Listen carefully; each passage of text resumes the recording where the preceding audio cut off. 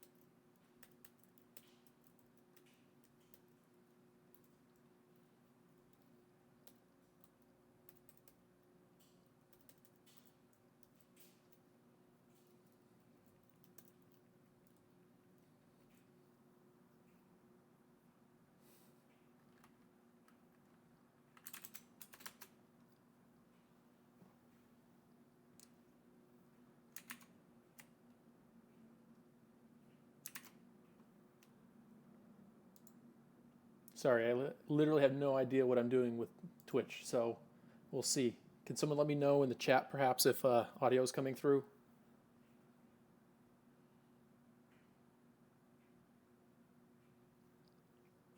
Cool.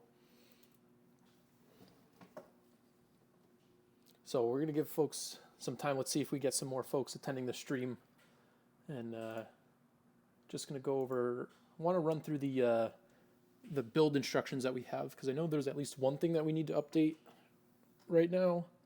But then I want to try to also get a binary release so that folks don't have to, build everything from scratch. Maybe put out like a version 001 or something like that. That way folks can just download some binaries.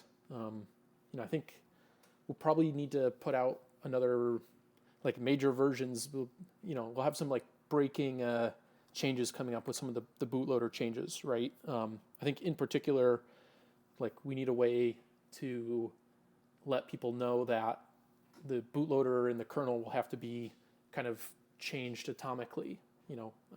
For some of the changes that we have planned, we might make changes to the bootloader where you need a new kernel image, or a newer kernel image won't work with an older bootloader, kind of thing.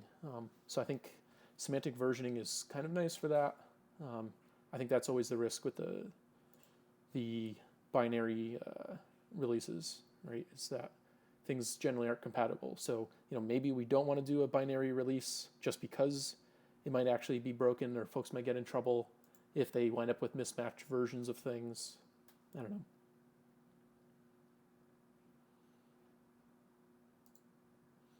Part of it will be also just having some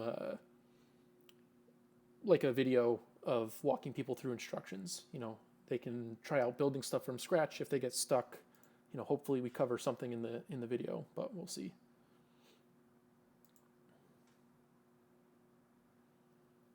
All right, let's see if I can bump up my audio here. And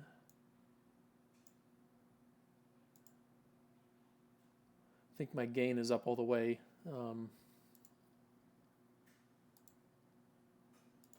Yeah, it looks like I can turn down the gain on the mic, but I don't know if I can crank it up. USB headphones.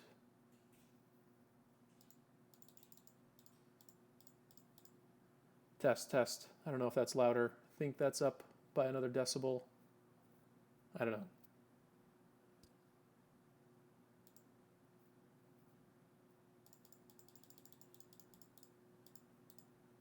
All right, let's see. That's about 2 decibels louder. Should be about 25% louder, I think.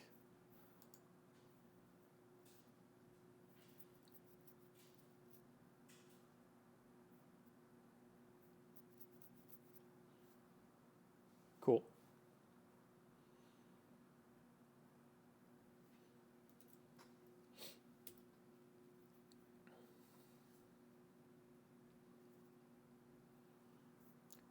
Yeah, so I'm streaming today from Santa Clara, California.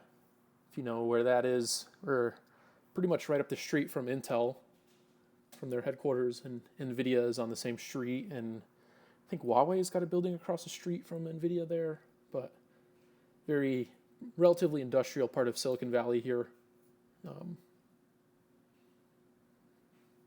Some place in between San Jose and San Francisco, basically.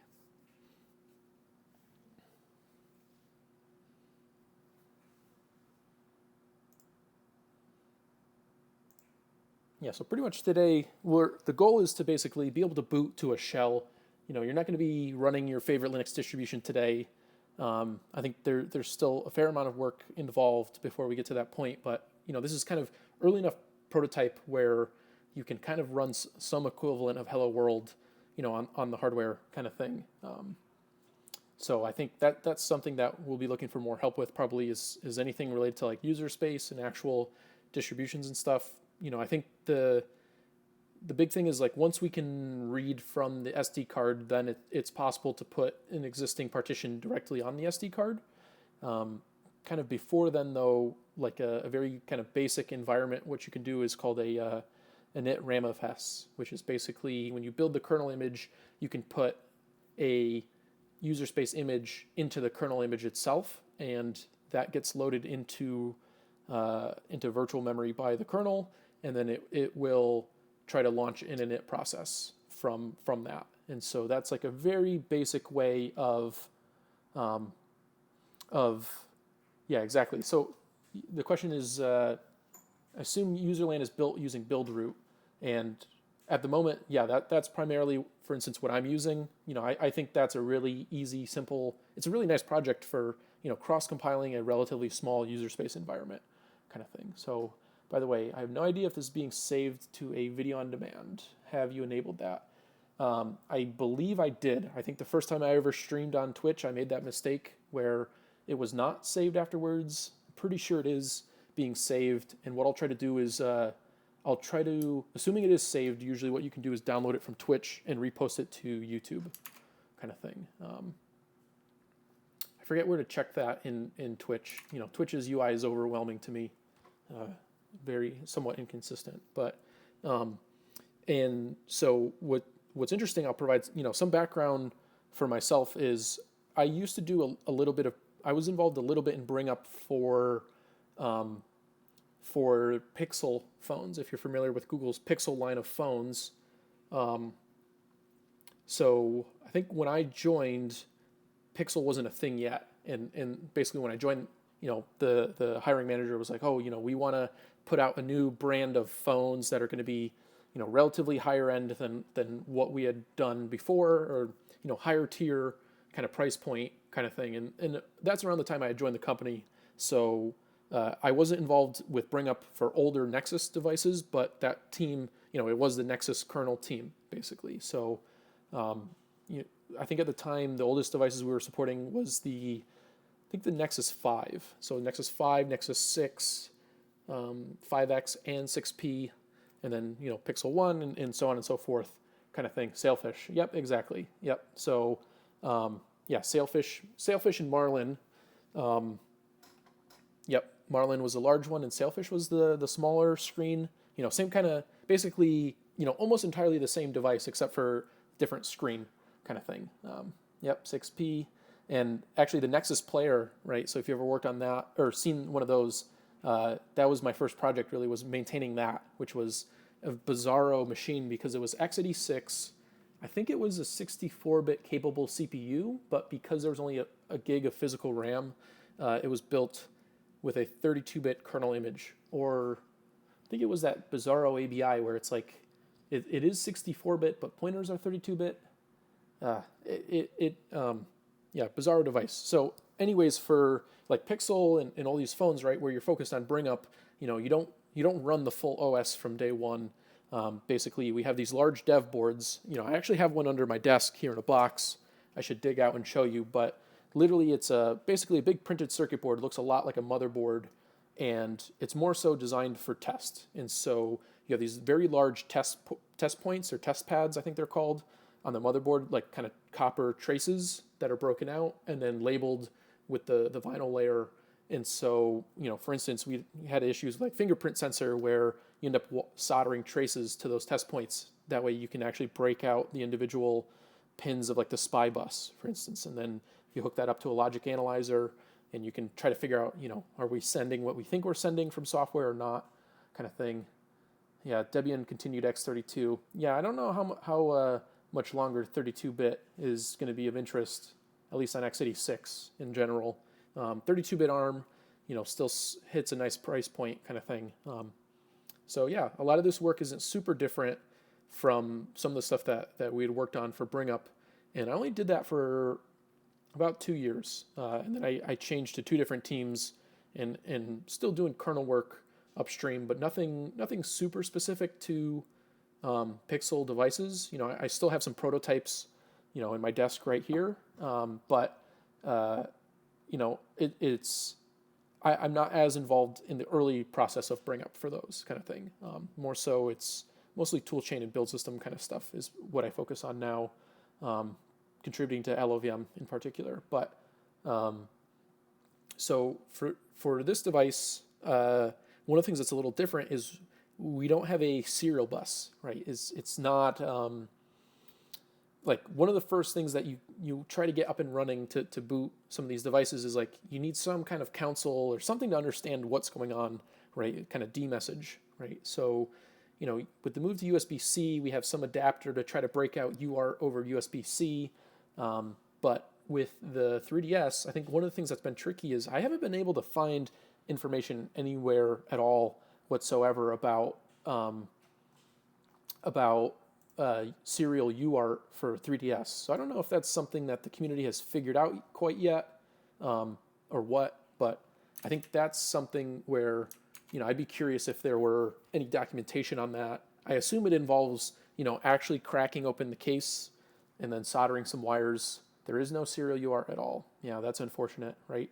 So it's very common with any company when they're doing hardware bring up, right? Is they have different almost like different motherboards, right? So you can say, for instance, or even like like for Pixel, we use this notion of EVT, DVT, PVT, and I forget exactly what those acronyms stand for, kind of thing. But the EVT would be an early prototype, very rough. The colors are all wrong. DVT would be closer. And then for like PVT is when we'd start blowing fuses on things and trying to make sure that the security of the device was like correct and things. Almost complete pinout diagram.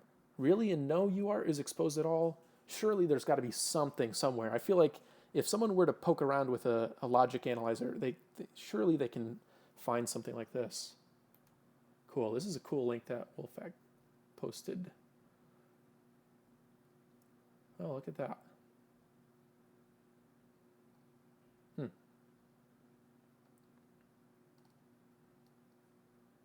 Yeah, I guess I don't see UART. These look like probably from some of the daughter chips. I don't know if they have the pinout on the actual SoC itself. I don't know.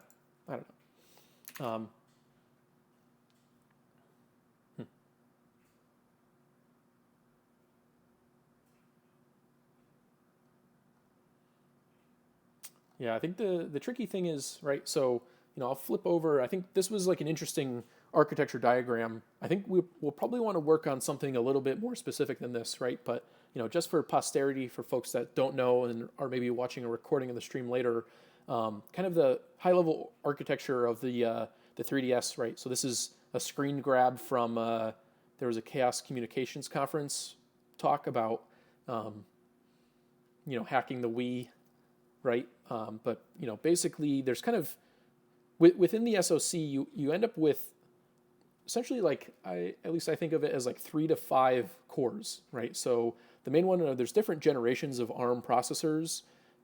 So on the original 3DS, and anything that's not like the new 3DS kind of moniker, whether it's new 2DS XL or 3DS XL as well, they have basically a dual core ARM 11 and a single core ARM 9. The single core on ARM 9 is going to be mediating access to the SD card. It has some of its own memory. Seems like it was involved with some of the crypto involved for, I guess, launching and verifying binaries and applications and games. Whereas we kind of think of the ARM 11 as the main application processor, right? So that's going to be a newer ARM revision.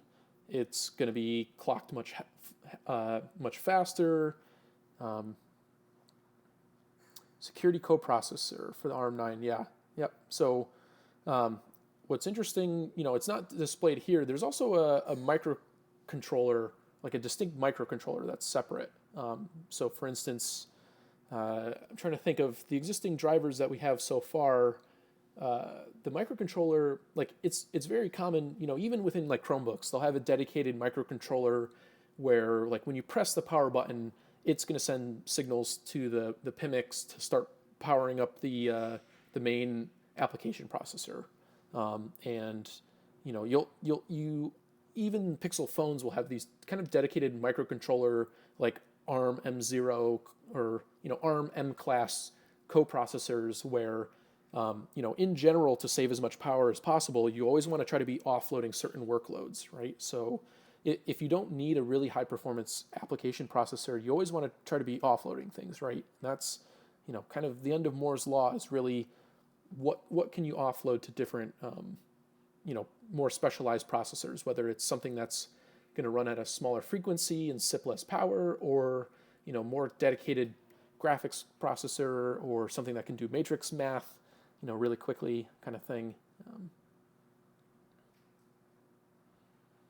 Right, so the ARM 7 is something I'm a little curious about, right? Because if I remember I think that's for the original DS, not the 3DS, it could play Game Boy games, right? So the Game Boy was like an ARM 7 TDMI, I think, which technically is like ARM v4. I think it's pretty old. So I would have guessed that the original DS would have an ARM 7, but I don't know if the 3DS can do Game Boy Advance. Huh. So I always was curious for like the Virtual Console. Is it like emulated, or it's actually? Huh. Does some hardware emulation? Okay. Yeah, I would guess like the Pixel processor for the Game Boy was kind of unique. I don't know if they'd include that, right?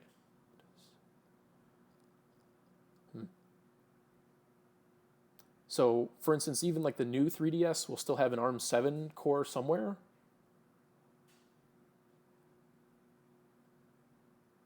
Really? Wow. Okay. Interesting. Is there does 3D Brew have documentation on? Look it up in OpenAG. Cool. Yeah. Yeah, OpenAGB firm is really nice. That's I've been reading through a lot of their source code to understand, how do most things work, and that's pretty incredible to have that much, documentation as code available is really nice. And part of me is, I think like one conversation we had is like we should really break this out into like a shared library or something reusable. And when I'm working through some of the interrupt controller stuff, I can't help but think like, yeah, that would be nice. Kind of thing for sure. Definitely a really great project. So yeah, that's cool. We'll take a look because I'd be curious if that's something. I don't know that Linux, at least for the 32-bit ARM stuff, I don't think it's really set up to have like homogeneous like try to schedule actual work to be done on different cores. At least with 64-bit ARM, you have these big dot little, and I forget what they call it now, but they're actually doing like 3 different tiers of like different microarchitectures, right? Where you have like a Cortex 73 and a Cortex 57 or something, like for big and little, or yeah. Yeah, that makes sense. Yeah. Cool. Okay, so pretty much what I just want to do today is basically do a run through of, where is our documentation? How do people get started?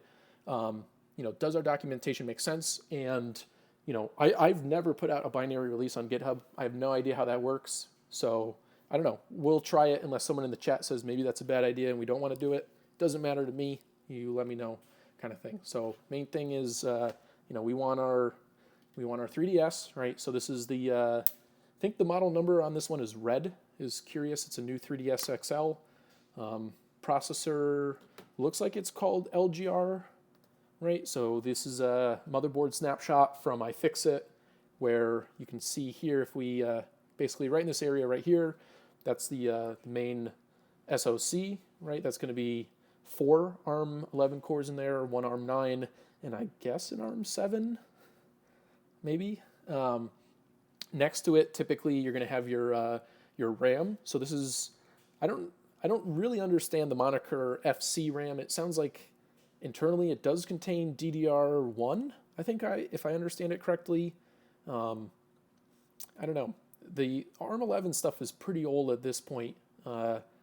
So for instance, like you can still buy what is it, JLPCB? Well, like you can actually have fab houses like print you motherboards or printed circuit boards with ARM 11 cores actually, and some of the chips will have built-in DDR into the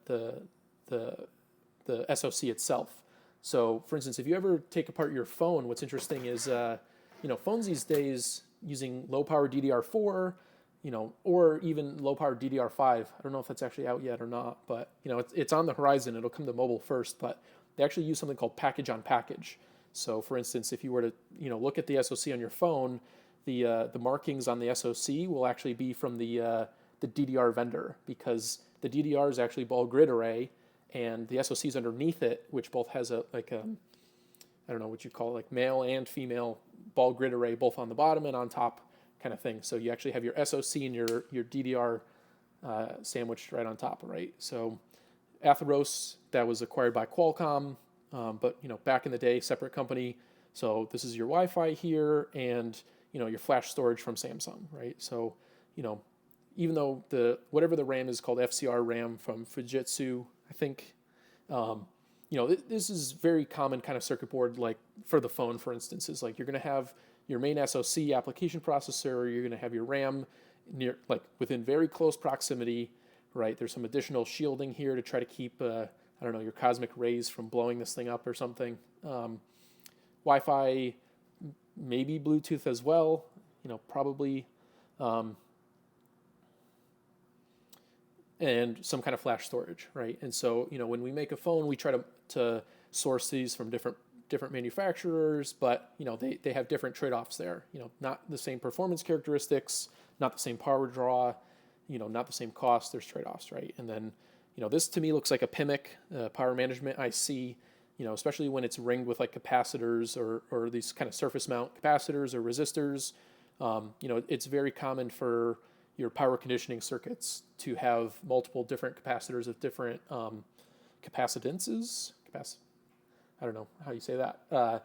Basically, to provide a clean signal for your circuit is you want to try to make it so that different frequencies can't jump your voltage around too high. And I don't know if this is the microcontroller here. I think iFixit labels what some of these chips are, kind of thing. But the main thing would be really nice is if UART was actually broken out to the actual connector up here, then you could hack up some kind of cable here, right? Like if you took the charging cable and you were to splice maybe USB or something, I don't know, but you could try to hack up some kind of UART over that. But my guess is in the production model, they probably don't break that out, right? Any generally in production, you don't want to have UART printing out over the device, over the serial console. Particularly, baud rates are super slow, and GPIOs. Okay, can you do? I guess the thing I'm curious about is how do you break that out, right? Like if you have a USB FTDI 32, where do you connect it to? How do you connect it, right? That's the open question, I think. But even for the phones, when you enable UART, it does noticeably slow down the device, just because the way the kernel's set up is it's like very eager to dump demessage the kernel ring buffer over UART, and the main application processor can go way faster than the baud rate of the UART. So, telling the kernel to synchronously print over UART slows the whole machine down quite a bit. Yeah, cracking open the console. I think that's always the tricky thing. So I'm going to try to order a crappy 2DS, and maybe I won't feel too bad about cracking that open. And oh boy, yeah, imagine doing UART over infrared. I mean, I'm sure it's possible, kind of thing. Yeah, game cart, Wi-Fi, SD. Yeah, I mean, all these pins, right? It's like you can bit bang on any pin, right? If you're gonna connect whatever and just interpret the signals as UART, it'll work. Wolfpack says that he has a branch for that. Oh boy. What are you using for the IR receiver for that? Is this something like a? Wow.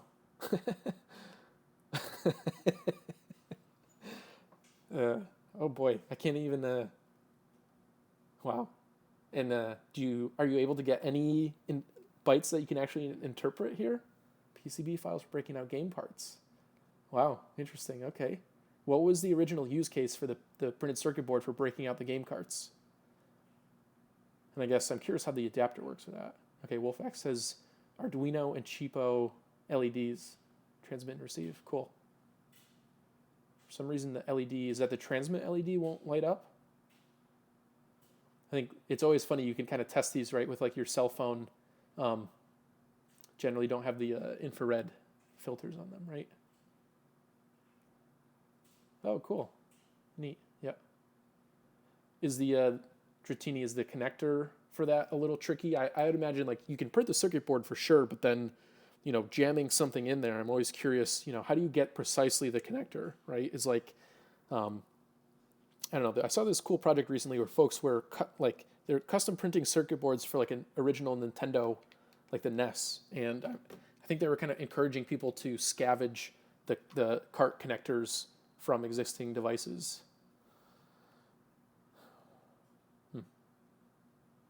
Okay, cool. All right, so I'm going to get started here with cloning things and walking through our directions, right? So, kind of the landing page is just our project. If we want to create, I recommend at some point maybe we'll do like a GitHub Pages branch of something as like, just hosting static sites on GitHub is super easy, and then just pointing people, to places here. Original cartridge in the scanner, put it on eBay cartridge shell. Yeah, that makes sense. And Dremeled out the back. Wow, nice. Cool. All right, so SD card here in the USB adapter. Now, I don't know. Right now, I'm running an older kernel on my laptop because my brand new kernel is some hacked up thing where at some point I must have turned off a config I didn't mean to because it's not recognizing fat partitions. So oops. Always upgrading kernel versions and like copying your config forward is error prone kind of thing. So I'm back on my older kernel here. So I don't know if it has an issue writing to fat or if I have really crappy storage or something's going wrong here or what. But I notice every once in a while when I copy an image over and then load it, like things will kind of crash. And then when I check when I do a checksum on the file, it doesn't match what I wrote. So, you'll see me do that a couple times. I recommend that. I think that's part of, just fat doesn't have, not partitioning, what's it called? Like ext4 is a journaling file system. It doesn't have journaling, right? So, the file system doesn't really do you any favors to verify that files were copied or written fully correctly, right? It doesn't really have the atomicity part of ACID that you'd kind of like, right? So, kind of the starting point I've been trying to keep things accurate on our wiki here. So I think figuring out like a good way to point people to the wiki is something like a GitHub Pages might kind of help with, right? So kind of the table of contents is really the starting point, and right now we have 3 separate projects for this. Probably we'll go up to, add a 4th one, might be like a build root or user space, environment or distribution, and maybe some static GitHub page for documentation or something like that. Might be like a 5th one or something. But ARM9 Linux firmware is going to be a binary that we're going to push, to the ARM9 coprocessor after the bootloader. Like the bootloader is going to push this over. It's going to help mediate access to the SD card. And other than that, it's like a very small, relatively small binary that's mostly concerned with, how do you read FAT files or communicate to the ARM11 over the PXI protocol. I think that's another one that I'm curious about that I haven't read enough documentation about, is like, are you required to use PXI to communicate between ARM9 and ARM11, or can you use any protocol? Is that something that folks just started off with because, it was easy to have one client or one server already written kind of thing? I don't know. That's something I'm curious about. But, the main kind of entry point is going to be the bootloader as a second project here. And the bootloader is going to do some initialization of the hardware. It's kind of the most, some of the lowest level kind of parts of the software stack. And then it's going to basically do a no return jump into the Linux kernel itself. And the Linux kernel is going to have the majority of the drivers. It's going to set up our virtual memory mapping. It's going to be in charge of processes and file systems and all the drivers and stuff like that. Only way it's able to trigger interrupts. The only alternative would be shared memory and constant polling. Okay. Right. So you're just guessing that comment is about the ARM9 Linux firmware.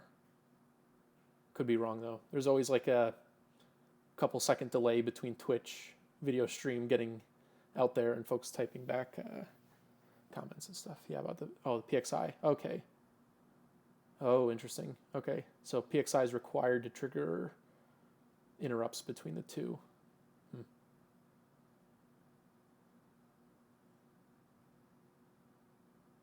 VirtIO protocol over PXI. Interesting. Yeah, I don't know too much about VirtIO.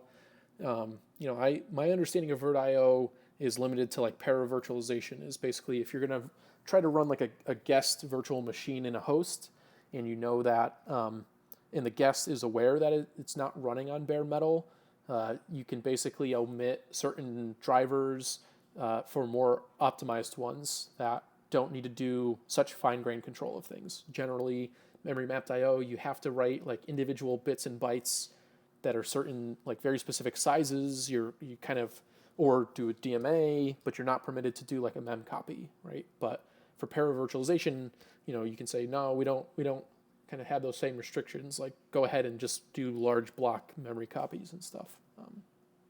But cool. All right, so we'll get started here. So what I'm going to do is I'm in my temp directory. Temp is going to get deleted every time that I reboot my machine. So if I clone new directories, I don't really care, because pretty sure it's mounted as a in-memory file system kind of thing. So pay some memory cost, but not a big deal, right? So kind of the first thing we're going to do is go to building the ARM9 Linux firmware.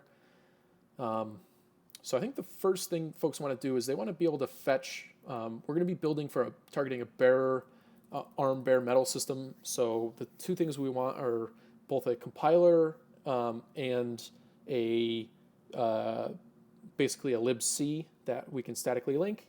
But then also binutils is going to be an assembler, a linker, and some other utilities that are used. For instance, like we can be using strip to strip symbol tables out of binaries to reduce code size, right? You'd find that in binutils, right? So, whatever your distro is, you probably want to put in whatever your package manager is. Make sure that you have these installed. If folks are using different distros, feel free to hack up this wiki kind of thing. maybe one thing that would be nice if you don't care about ever syncing from source again is you can always say -- depth equals 1, right? Is going to not clone all of the git history. The trade-off there is if you ever go to git pull in here, you're going to get kind of confusing error messages. You basically have to unshallow the git checkout at that point. So I'm just going to be building the master branch. I have outstanding code and patches for some other branches. I'm just going to avoid those today. I think maybe at the end of the stream, I'll revisit one of the outstanding pull requests that I have. I think there's some fixes and stuff. Maybe that's how we'll end the stream today, is just kind of, and if folks want to drop off at that point, if they're not interested in that, that's fine. So fun fact, a guy Linux Mint got GCC 6, the ARM toolchain. Interesting. Yeah, so let's check here. If I say ARM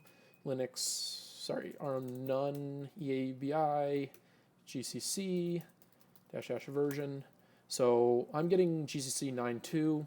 I think top of tree GCC is 10.2. I think GCC 11 is on the way, kind of thing. But yeah, that was a curious bug report we just saw with someone saying, I'm using ARM, like this ARM none EABI GCC, and getting GCC 6, and then they're getting confusing. It looks like they're basically the libc looks broken to me, or actually I think that symbol is actually provided by the compiler runtime, right? So besides your C runtime, there's also a compiler runtime, and you see this a lot in 32-bit ARM where, let's say you're trying to do 64-bit division, but you're targeting or cross-compiling for a 32-bit device that doesn't have 64-bit division. Typically, what the compiler will do is rather than break this down into a long sequence of instructions, at which point you may have multiple 64-bit divisions and then bloat your binary. So to try to save size, it'll emit a library call or a lib call to some kind of helper function that can do 64-bit division. And then typically the compiler runtime gets linked into your binary. If you ever seen libgcc_s, right? Yeah, so comment that ARM 9 Linux firmware doesn't use libc at all. It's 100% freestanding. So that's good for bare metal environments. It keeps things super, super simple, right? So, all right, so we clone this. Maybe it's worth adding the depth equals 1 thing, but it depends. If folks just want to build it once, maybe they'll know that, right? So you're just gonna, move into the directory. Should just be able to invoke make, and boom, we were able to build, right? So you'll see kind of multiple files produced here, a bin and an elf file, and technically it's the bin file. I forget what does the make file do here to convert the elf file to a bin.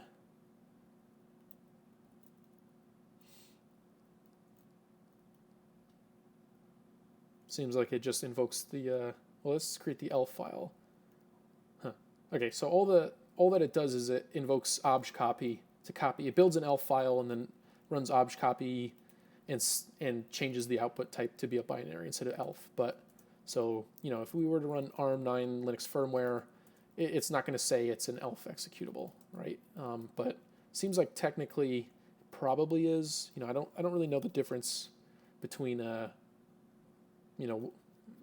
what does it mean for it to be I don't know if that strips out the elf headers and stuff. Maybe, I don't know. I guess you could run ARM Linux. I mean, if the headers are gone, they should say read elf -s on the binary. Yeah, so not an elf file. Elf is just for debugging. Yeah, makes sense. Okay, so we have that file. So the first thing is we're gonna want to copy this over to our device, right? So how do you find what your device is when you plug it into Linux? I don't know if this is the most straightforward way or not, but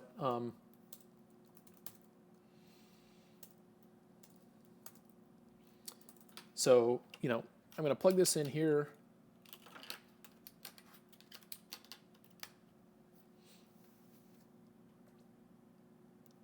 Right, so, this got mounted here as media NIC, whatever. And, depending on your Linux distribution, you might not have auto mount. You may have to do something like, I don't know, ls USB. Does this tell us? No, this kind of tells us some other stuff, but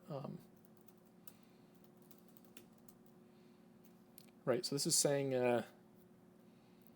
right, I don't know, our device was connected here. You can see there's kind of multiple drivers involved. There's a USB driver, USB storage, SCSI, SD. Basically, it's like, it feels like one physical device in your hand, but there's actually a multitude of drivers involved here because of the different, USB bus involved, and, SCSI is even used on phones for communicating with the flash storage. It's nuts. LS mount. I always forget what's the command for listing the USB devices that you have. LS, I thought it was LS USB. No, I don't know. You'll have to look up how to mount your USB drive. I'm just kind of relying on my distro auto mounting it for me. LS block. Yeah, that could be it. Yep, there we go. Okay, so dev SDC1 is what it got mounted as. You can see the other thing is just the NVMe drive in this laptop here kind of thing, but the mount point is what we're concerned with, right? So basically, we want to copy this bin file over, and I have it in my shell history here, but we want to create this directory, the Linux directory. And so the bootloader is going to look for this top-level Linux directory, and then it's going to look for a binary name arm9 linux firmware.bin. Yeah, so ls USB is what I would have guessed, but it looks like ls block is more helpful if you wanted to mount something, right? So, generally, let's see if I can figure out how to auto mount this, right? Is I think you would, right, umount is unmount it, so I think you need to say sudo mount the type. So I think it's just fat. We'll see. Is it well, let's see, man mount. And we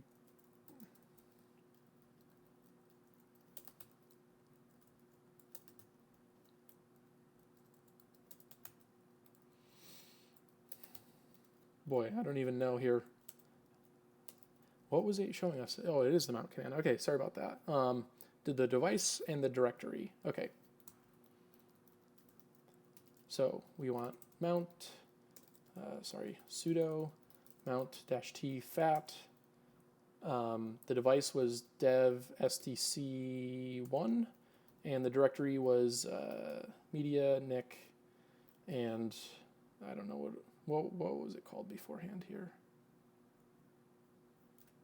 Well, here, I'll cheat. Mount point does not exist. Do I have these backwards, perhaps?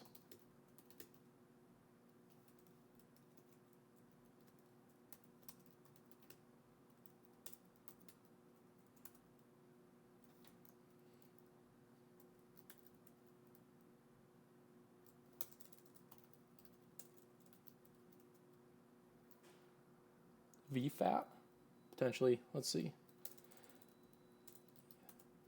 Whoops, if I could type, right? Oh, right, and I probably need to go back to the, this way.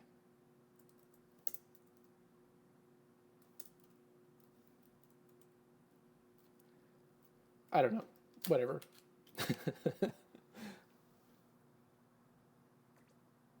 Yeah, I thought VFAT's what I had. I don't know.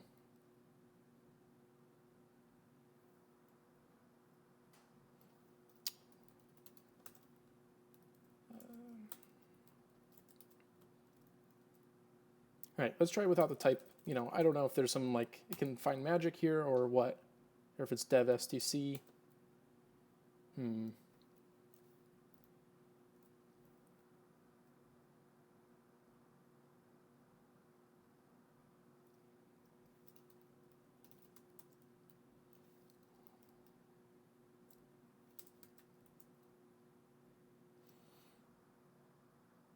Yeah, /mount, sure. There you go. Okay, yep, that did it. Yeah, I don't know, maybe I can't write to mount or something, right? So anyways, if we go to /mount, you can see here existing files that I already had on the device. FS check leaving behind files, that's fun. Right, so anyways, we can CP our what is it, ARM9 Linux firmware.bin file to our Linux /mount Linux folder. What? Oh, do I not have permission to write here?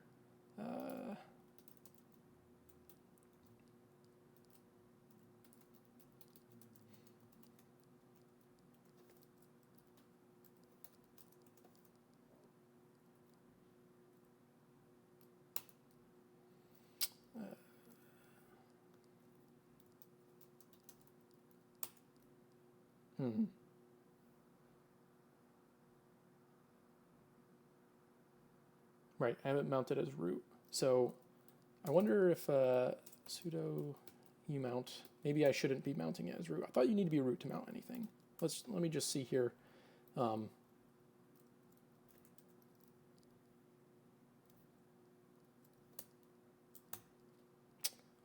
root can do that.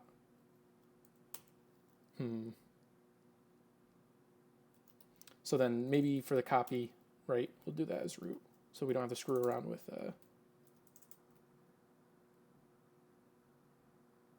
sure. Yeah, all right. I'm not going to screw around with the mounting stuff. As you can see, it's plenty of fun, but just going to auto mount this for now.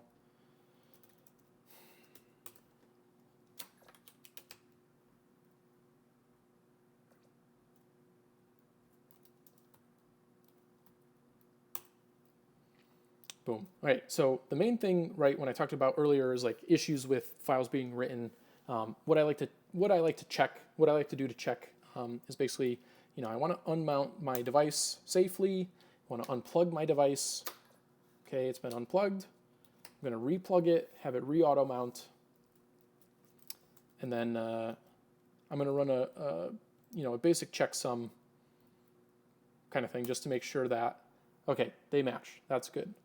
Maybe at some point as part of the stream, we'll get to the point where, something actually doesn't match and we'll kind of see, right? You can see all those. I had been running fscheck to repair the disk multiple times. It's kind of a pain in the ass, right? So, maybe from here, it might be nice to add like a footer or something for, what to do next, right? But, the idea is basically go back to the table of contents.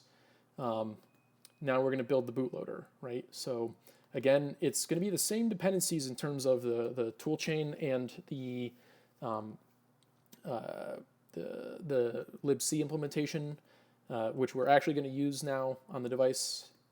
I believe, pretty sure we are using it for the ARM9 binary in here, but not quite yet for the ARM11 kind of thing. You should eject or sync after mounting and before unplugging it. Oh yeah, sure. Okay, so I guess umount doesn't do the sync then. Cool. All right, I'll give that a shot. Maybe that's why I'm missing writes and stuff. But another thing that you need as well is this firm tool. I haven't really looked into it too much to see what this precisely is, but this is going to post-process the binary image that we create and give us one binary file that we can load on device, right? So, same thing. Let's try to clone our repository here.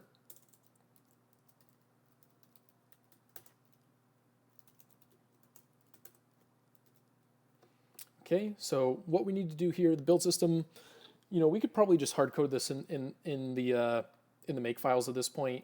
It's nice to have some flexibility to specify where your compiler is. If whatever this binary is you're specifying isn't in your path for some reason, but I think it's better for folks to, if they're doing that kind of stuff, to be explicit. You can set the path once for just one command line invocation. You don't need to export it kind of thing. Is the bootloader unlocked by default? No. So I think one of the things that we don't have it in our documentation anywhere. I did put it in some of the posts on Reddit, though, to say one of the things you need to get started is you probably want to follow the 3DS. I don't forget what it's called. It's like there's a really nice site that's documented that's like the 3DS, getting started exploiting your 3DS so that you can load Homebrew on it. So you basically need to follow that tutorial before you can get started with anything. Yeah, 3dshacks.guide. So, I don't know if that's, I think that's probably something we want to link to at some point. I've just been putting comments in one of the readmes saying like, make sure you follow this kind of thing. But, I think probably, same as the Wii. Yeah. Yeah. So I think that was my project 2 weekends ago, was running through that on the Wii. That was nice. That's fun. Brings back good old memories. So probably for the bootloader, we should just hard code it in the make file, really. I guess, maybe if people wanted to still use the DevKit ARM Pro to build this, but now that we have it building without that, actually, I don't know what some of the arguments about the spec files and stuff. I suspect that DevKit ARM Pro is just configured to have a lot of flags that we're now being explicit about with this ARM none EABI GCC, right? So, anyways, we're going to make that, and it's going to build really quickly. Technically, if we did a clean build, right, to delete everything, -J and, the number of processors you have in general when you're building a large project. So Make has something called a build server. There's actually, there were changes to Linux kernel scheduler not super long ago to try to actually improve this, right? But, if you have, parallelism in your build where, in general, you can compile things separately, Make can actually, instead of building things sequentially, it'll try to schedule as many, kind of builds as possible, right? And, whether you use nproc or generally I use nproc -1 if I am doing a long running build for work and, I need my machine to stay somewhat responsive. Some people use nproc plus 50% or whatever. I don't know. It doesn't matter. But, so this is going to run through a build and it's going to create this .firm file, and that's going to be our bootloader. So from there, what we want to do is we want to copy this into the Luma payloads. So one of the things I don't understand, I'd be curious if folks maybe on the chat know more, is I guess, how would you describe Luma? Because to me, it seems like here we're building a bootloader, but we're not booting directly to it. We're going to be booting to Luma. So Luma is also, to me, seems like a bootloader, and we kind of have this chained bootloader setup where, Luma is a runtime firmware patcher and bootloader. Yeah, so technically it is a bootloader, right? So basically, and you see this as well for phones, where basically, there's no one bootloader, right? You're not running just grub, you're not running just uboot, but basically, you have multiple separate binaries where each one is the lower level, earlier in the boot process you go, the stupider, the simpler, the more basic they are. Even to the point where technically the SoC generally has a boot ROM that's flashed into hardware, right? So if you're familiar with, the original exploits on the Nintendo Switch, for instance, folks were able to kind of dump that boot ROM that's, it's basically burned into silicon and will never change. It cannot be changed without revisions to the hardware, the SoC itself. They were able to find an exploit in that. I think it wasn't even specific to the Switch. It was specific to that family of Tegra SoCs that the Switch happened to use, right? And so what ends up happening is you wind up with, very stupid boot ROM that, does very bare minimum to initialize things, right? Even the original Game Boy had a boot ROM where it would be in charge of basically zeroing out the the memory that was used for the tiles, for the tile mapping that the screen did, and then it would it would load the Nintendo logo as tiles from the cartridge. It would set up some registers in the initial register state. It would do the comparison against the Nintendo logo, also a copy of it in the boot ROM, and either lock the machine or jump into it would unmap itself using an overlay, and then it would jump into the cartridge's kind of entry point kind of thing, right? So, there's probably a boot ROM in here. I'm sure someone's dumped it. It's probably not super interesting, but, that's going to boot us into Luma, and then Luma is going to boot us into this bootloader that we're working on. This bootloader we're working on does, kind of the bare minimum setup that Linux expects. So, even Linux itself isn't going to be initializing the machine, in the entirety of the machine. Linux has some assumptions about the environment in which it's loaded. and those are documented in the kernel documentation. But like one of the things, particularly for ARM, is they say like you probably want to turn off DMAs, right? So a DMA, direct memory access, I think that's what the acronym stands for. So the way I think of DMA, right? So even the original Game Boy had DMA, and the idea is basically like what happens if you have to copy lots of bytes, right? Is you basically, it's a way of doing hardware accelerated memset is the way I think of DMA, but also, potentially between different memories, right? So, in general, there's not just RAM on your machine, on your system. You'll typically have like VRAM for the GPU, all these other peripherals might have their own memories and things. And so, like in general, if you have devices all connected over a PCI Express bus, typically you use like DMA, I believe, to transfer kind of data in bulk between them. But in the Game Boy's case, the idea is like, well, you could write the equivalent of memset in assembly in a loop, and like it'll work, and it's not really an issue. You have issues with like timing constraints and like when you can write to certain memories during like V blanking or H blanking or intervals or what.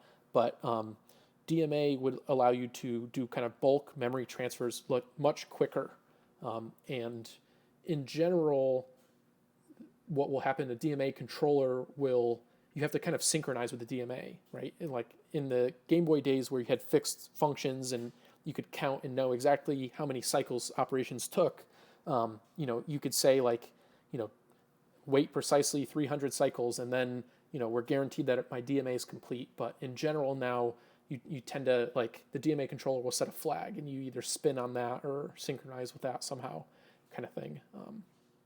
So I guess one question I had for folks in the chat is like, theoretically, is it possible to install this bootloader as the default bootloader, I guess, in place of Luma? And do people do that? And is that a bad idea? To me, it's probably seems better to keep Luma. Like that seems the most flexible because then you can boot into God Mode 9 and surely some other things.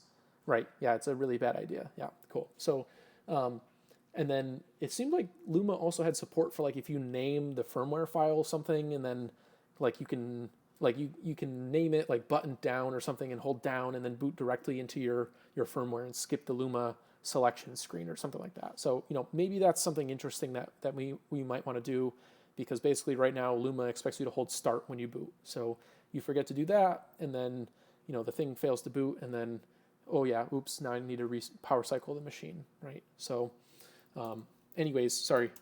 If I go off on long tangents, feel free in the chat to say, maybe get back on topic here, right? So this is going to go into our, our SD card, but our Luma directory and specifically the payloads directory, right? So I'm going to copy that over.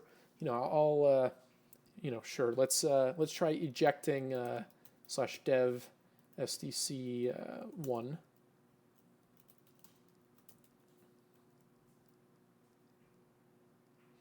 I wonder if it got auto-mounted. Again, after ejecting it. No, it's gone. Okay. So if I ran umount, yeah, no such file. Okay, cool.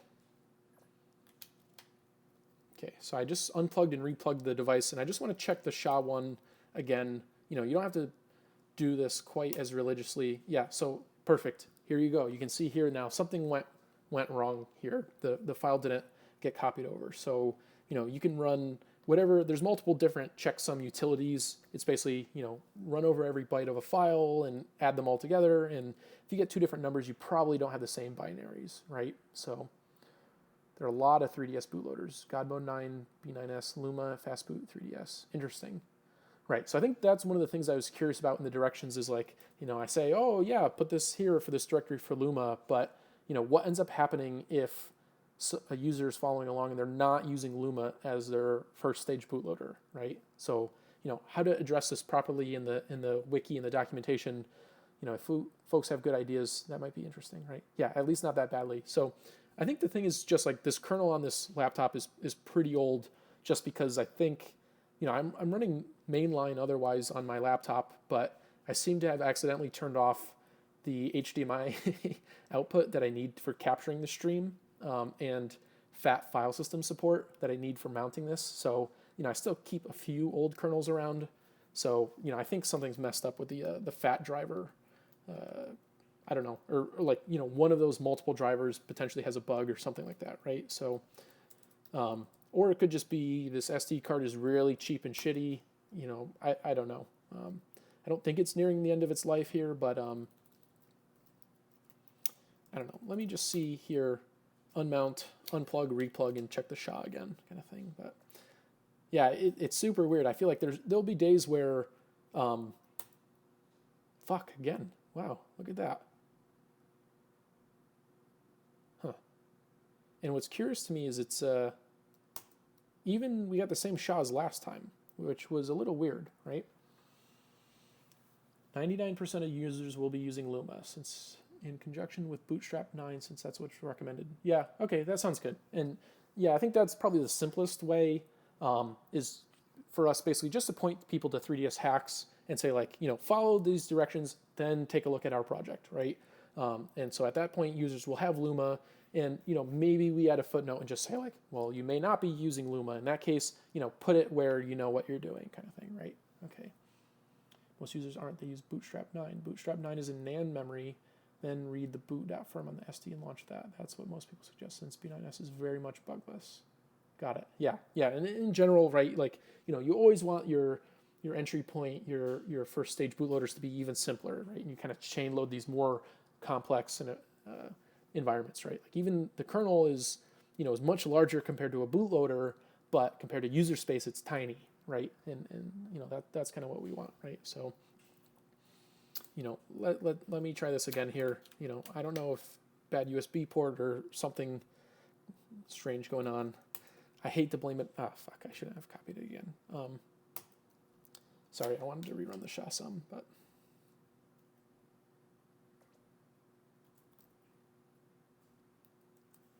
Okay, so that's good now. All right, so now the third piece of the puzzle here now is the actual kernel, right? So the first thing we built is a small firmware utility.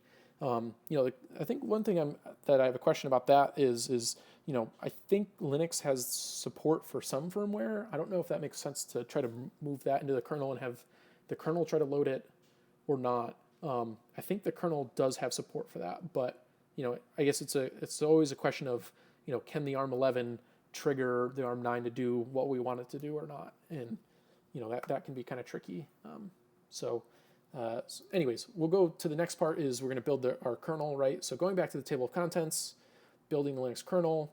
Now, I definitely don't have the full list of dependencies here. I've actually never tried to build the kernel with the ARM none EABI. So in general, cross compilation is very complicated subject. Where even this past week we had a very fun bug where kind of tangential, but fun bug where it turns out like even Debian's like you may have this like ARM Linux GNU EABI, ARM Linux GNU EABI HF stands for hard float, kind of assumes that there is hardware floating point support, but which version is complicated up in the air and for ARM has changed over time. So, we found out the hard way this past week that Debian's ARM HF target or EABI HF target doesn't support Neon, which led to some curious bugs. They support VFP v3 D16, if you know what that even is. But that was an interesting kind of bug this week. We might be able to build the kernel itself with ARM none EABI. I've never tried that. Maybe someone else wants to give it a shot and try it. But this is always kind of the triple that I use when building the kernel. Usually I use the HF, but for the kernel's perspective, it's mostly the same. Generally, floating point's not used. The kernel does. So it's interesting. The kernel doesn't have like one ABI. Even for 32-bit ARM, you'll end up seeing like some translation units are explicitly built with Neon, and then basically the kernel, has access to machine-specific registers to query the hardware and figure out like, yes, I am Neon capable. Therefore, the kernel can do runtime checks and say like, call this one method that's implemented in terms of Neon, maybe handwritten assembly or generated machine code, or call this other routine that's like just generic C code that doesn't assume there's Neon available or whatever, right? So there definitely are more kernel dependencies. Like I know you need Lex and Yak for kconfig and mod post. So you definitely need those. I think probably the best place we should link people to is there's a site called Kernel Newbies, and I think they have a good, like, what's the full command you might want to be using if you're on a Debian distro. The thing that I'm always hesitant about is like, there's a million different Linux distros, and if like, I feel bad posting directions just for one, or ones that are Debian derived or just using apt, and always try to meet users where they are and make it easy for them. But then you wind up with, oh, my distro doesn't distribute this target triple of GCC, and you're like, sorry, I can't help you, right? So another thing we're going to do is I'm going to fetch a really basic, my RAM disk basically here. So this is something where, eventually we want to build something proper, probably for this project. This image is not particularly optimized for this hardware. It's built strictly as an ARM v5 image, whereas I think the ARM 11 MP cores that are the main application processors are technically ARM v6K. So theoretically, you could rebuild user space and say like, no, I know I'm going to be running on ARM v6, right? There's always this trade-off for Linux distributions, right? Is like, in like Linux, to me, like I imagine there's a spectrum where on one end of the spectrum, you have a distribution like Debian, where it's huge binary because they're going to include every driver because users are going to try to install it on a kitchen sink and a telephone and whatever they can put their hands on. So, if something doesn't work, they're going to complain and not really understand why. And so, typically those distros will ship support for everything, and then they're not going to use the compiler flags to target a specific machine or microarchitecture. They're going to instead target the minimum common denominator, and that's how you wind up with code that can run across a wide range of different kind of systems, right? So, for instance, on a phone, you can get, or like an Xbox, you can get a little bit more specialized, right? Every model is going to be precisely the same. So maybe I am going to say like, go ahead and use those newer instructions that would trigger exceptions on older CPUs because, I have no plans to run my image there, right? So, first thing we're going to do, so I'm missing instructions on how to clone this, right? So, let me, what did I have this for? Fetch sources, right? So, good. That's one of the things I wanted to do is like run through what's missing or doesn't make sense, right? So I'm just going to say fetch sources. So the Linux kernel is, in terms of a Git repository, is pretty huge.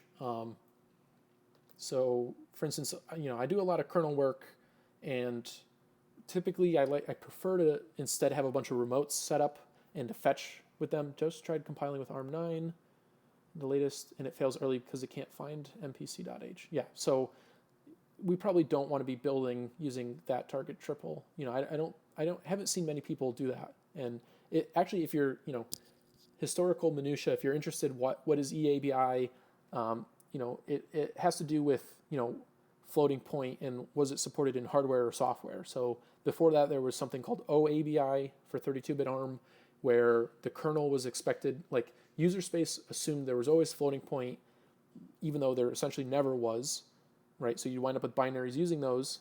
Yeah, better left behind. Yep. Yeah, AAPCS and APCS. Yep. So OABI would, always, user space always assumed floating point was available, even though typically it was never available. The kernel would handle the fault. It would interpret the instructions in software, and then it would return control flow back to user space, which would be none the wiser unless it was user space was keeping very careful timing, kind of thing. Oh God, MIPS. Yeah, I have outstanding bugs for MIPS 032 stuff, and I don't even want to get involved. I don't want to know.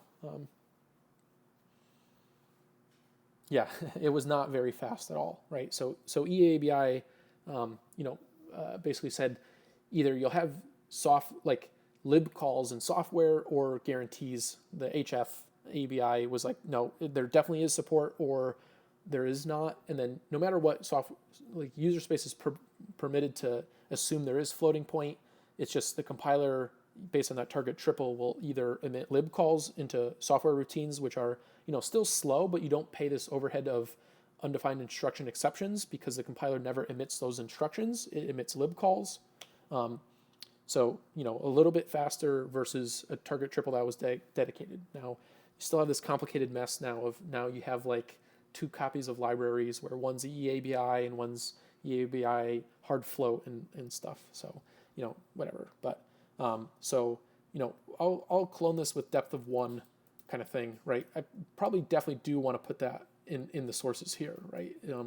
But my recommendation is if you already have a Linux kernel tree because you're already doing kernel work, you probably want to add this as a remote, but you probably know what you're doing at that point. So we'll just say git clone. Probably should grab the HTTPS variant, right? Because I don't think, I don't think the Git protocol is actually encrypted, which is kind of strange. Right, so I'll add that for now. This should go up here for the dependencies.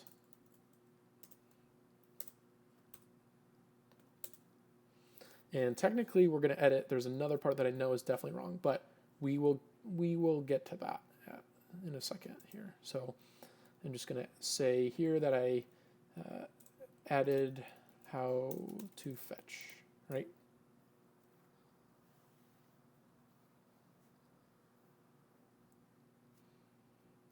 Yeah, SSH is, I always feel like, I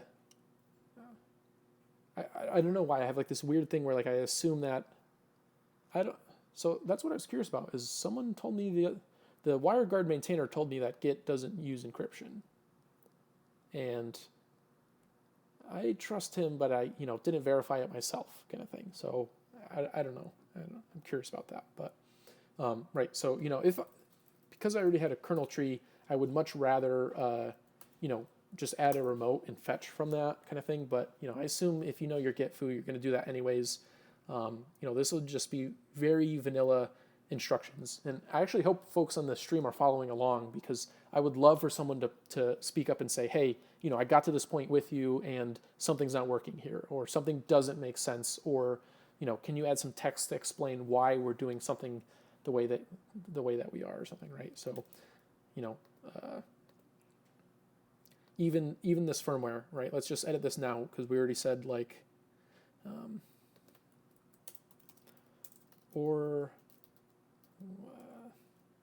wherever your bootloader expects to be able to find binaries. Don't assume Luma is bootloader. Whatever, right? So just a small note, right?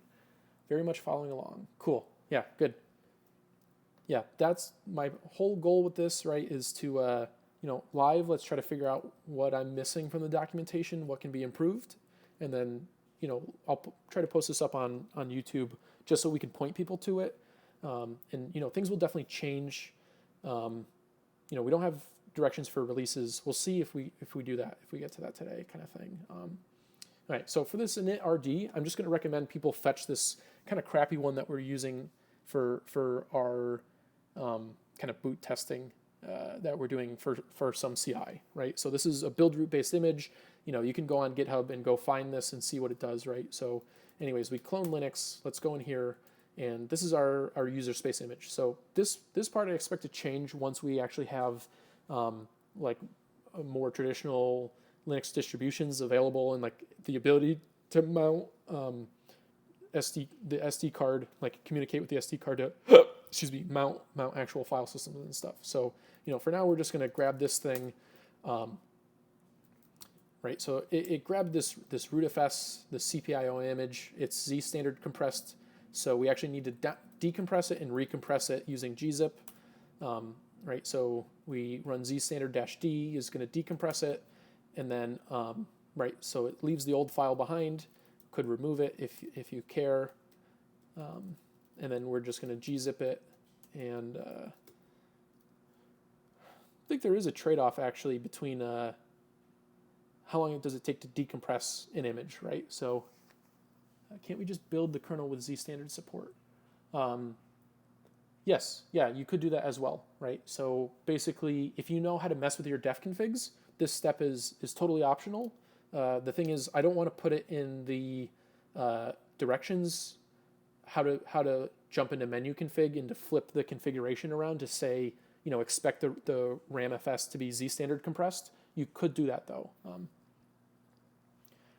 Right. So there's multiple different compression schemes, and even for the phone, basically, like this is like research has gone into this for like it. Surely users care about how long does it take to boot a device, and decompressing the kernel is actually like a major like critical path in the boot timing for any Linux distribution. And in particular, like one of the things that we constantly hit issues with is like we go to upgrade our tool chain, and our kernel image is slightly different in size, so it results in slightly different size after being compressed, and then that affects the boot timing, right? And then people will say like, oh, you have to revert the toolchain update because it regressed boot times. You're like, no, sorry, we're not going to do that kind of thing. But yeah, I mean, we could move to Z standard. I don't really, I forget on the phone. I think on the phones we use LZ4, or it could be LZO. I forget which one it is. But the thing is, we don't really care so much about the efficiency of compression, right? It's like, if you don't care how long it takes to compress and decompress something, sure, maybe you can crunch it even smaller, right? And the thing is like, well, we do actually care about boot times, so we don't actually, and all these things are related because the smaller it is to compress, two different binaries using the same compression scheme in like efficiency or like settings, but like different size inputs will still result in different size outputs and different time to decompress those, right? So if someone really cares, they can dig into this kind of thing. But I don't feel strongly either way. Here's a crappy rootfs that works, you're welcome kind of thing, right? So anyways, gonna gzip this, and I don't know, maybe -9 is a bad idea if that hurts decompression time. It doesn't matter, it's gzip compressed anyways, right? So yeah, and I did remove the Z standard one. So the only thing though is that this image is basically, it does not have a init binary, so there are some changes we need to make to the I think we already made these, but I'll triple check this as part of the stream. But we need to change the kernel. The kernel actually receives command line parameters from the bootloader, right? It's like stores these in memory somewhere, and then we use device tree on ARM and ARM64 and PowerPC and stuff to kind of say like what are these arguments, right? And so we need to tell the kernel to say, don't try to look for a binary named init because you won't find one. Just run the shell as the init binary, which totally works, kind of thing. And basically that'll keep the machine from powering off immediately, kind of thing. That's just a quirk of these pre-built images that we have, because effectively what they do for our CI for our project is, the main thing we care about is like build warnings, build errors, and boot testing, like very basic boot testing, where all we do is we basically boot the machine, and if it boots to a shell, we say, okay, now immediately power it down, and boot up and power down within like 3 minutes and exit cleanly. Otherwise, assume that the machine is hung and error the build, kind of thing, right? So part of the DTS, the error from init comes from not being able to remount, I think. Oh, maybe. Is that something where, like, I think there's a kernel command line parameter like RW. I don't know if that's something that's missing that maybe we need, but no matter what, I have init scripts that I wrote that are in that build root image that are going to power off the machine. So we want to avoid init if we're using this this image, right? So that's basically it, right? So okay, now we're ready to build the kernel, right? So these, a lot of these parameters are unique to the kernel, right? So setting the arch is, if you look in the top level of the kernel, you're going to see this arch directory. And so the kernel, majority of the kernel is actually not architecture specific. And then there's a relatively smaller amount of code isolated that's very architecture specific, right? So these are the different architectures supported by the kernel. Kernel uses its own bizarro naming convention. Like ARM64 was originally submitted as AArch64 to match the naming convention of all the target triples that all of the tool chains decided on together. And then Linus said, like, no, that's stupid. I don't like that. Change it to ARM64 for me, please. Right? So then, like, I found out the hard way the other day, S390 is no longer S390. It's System Z, and the kernel only supports S390X. But within the kernel, it's Arch S390, right?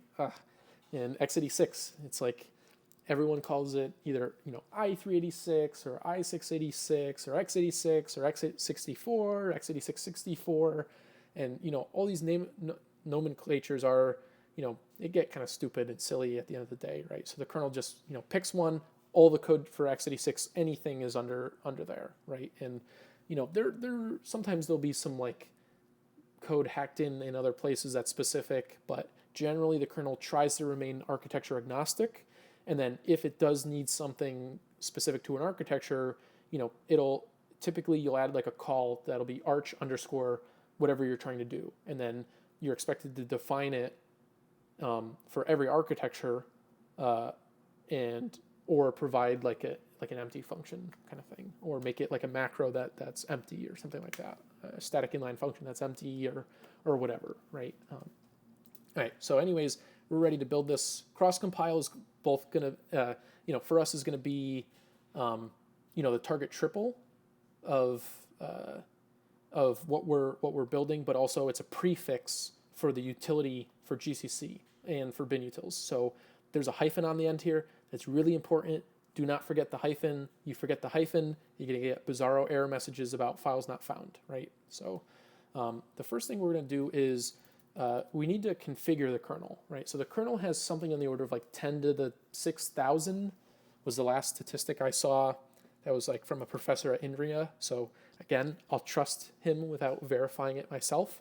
But many different configurations, right? So configuration like Debian is going to say, turn on a bunch of stuff, right? And for build testing, we're going to say all mod config or all yes config. But for something like a phone or something very specific that's only going to run like one kernel image on one particular device, we want to try to trim that down, right? Especially like, right now I'm compiling on a Potato, right? It's like, not a very high-end machine at all. At work, we use very high-end workstations or build in the cloud. So, build times are less, a little less important or, painful for us kind of thing. But, in general for contributors and stuff, we want to try to keep this config as slim as possible. And so what's going to go on here when I run this is the kernel's build system, kbuild, is going to look in the Arch ARM directory for a file it's going to look under Arch ARM configs for a file named Nintendo 3DS defconfig.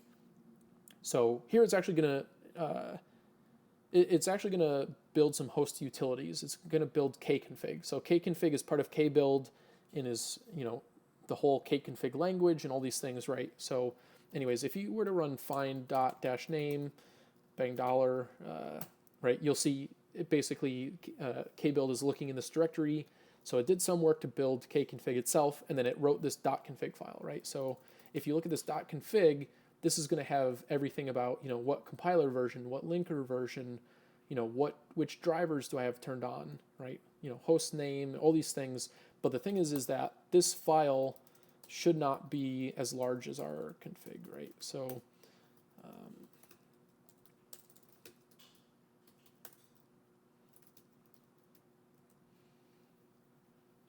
oh, it is. Interesting. I think we can slim that down. We'll see. I don't think we need to copy all of it, because I think if you do like save defconfig, it generates it off of a base, but I don't know. I could be wrong. Anyways, so this .config file is like what's going to be used for our build, and this says all the various drivers that we care about that we're having to write as part of this project.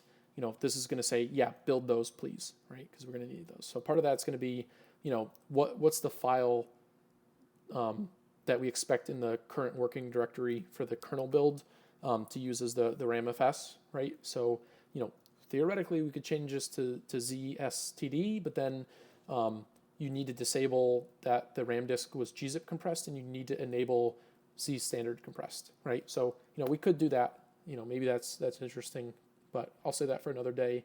But I think if we do a search for Nintendo 3DS platform devices here, you can see here's a section where, all the different drivers that we'll need to upstream, right? So there's a whole bunch that are tied off of the MCU, the real-time clock, various LEDs, right? So that's another common thing on Chromebooks. The microcontroller drives LEDs for if you're charging or not.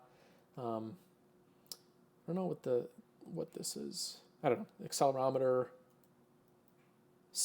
That's not the, I'm thinking of like a USB PHY, but does anyone know what this MCU PSY is? Power supply. Oh, okay. I would think PSU for power supply. I don't know. Naming things is hard, right? Doesn't matter. Cool. Yeah. So anyways, the configs is like, you share those with people so they know what you're building. So the next thing, this is, the next thing to edit is we're going to build a couple different files. And what we're going to do is, so we're going to go back to our make command, and, this Nintendo 3DS dev config, this is a make target, right? So if you're familiar with make clean or whatever, right? Like make is going to go, there's rules written in the kernel make files to figure out, how to decode this target and to generate this kind of virtual target, right? So the next thing is, if we just run make, it's going to build the kernel and like kernel images and stuff. But the thing that's tricky is if you have dynamically loaded kernel modules, right? So a lot of drivers can be built as this like tri-state where you can either say like, no, I definitely never intend for this driver ever, like, I don't know, we probably never need to build an HDMI driver for the 3DS. Maybe I'm wrong and I'll eat those words, but if there is no HDMI connector, why build an HDMI driver, right? So you turn off the HDMI config. But maybe Debian, or theoretically you can say like there always is an HDMI port, so yes, turn it on. Now, to cut down on the kernel image size, if you want to have a more portable Linux distribution, you're going to go with module. Like you have this tri-state where you can either say yes, Y for yes, N for no, or N for module, where it gets built as a separate file from the resulting kernel image, and then you need to put that in your user space somewhere. You need user space to figure out, how to insmod or like have, when the kernel probes and like finds these, like where does it look in to like try to mount these kind of things, like to load the driver dynamically. But the idea is basically, that might be nice for a user that installs Debian where they put it on a machine that doesn't have HDMI at all. They don't pay the cost, right? They pay some cost in the disk size for the KO, but it never gets loaded into memory, right? So they don't pay a memory overhead, right?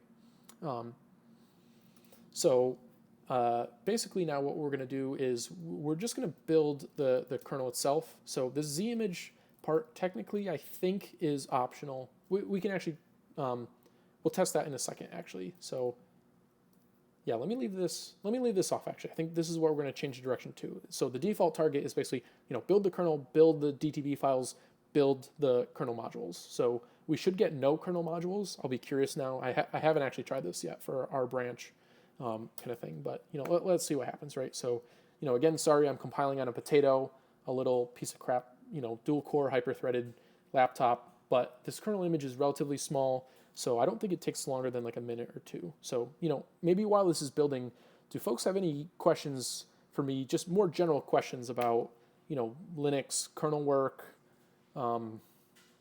this project in general, anything like that? Maybe it's a good time to chat more with the audience while this is building.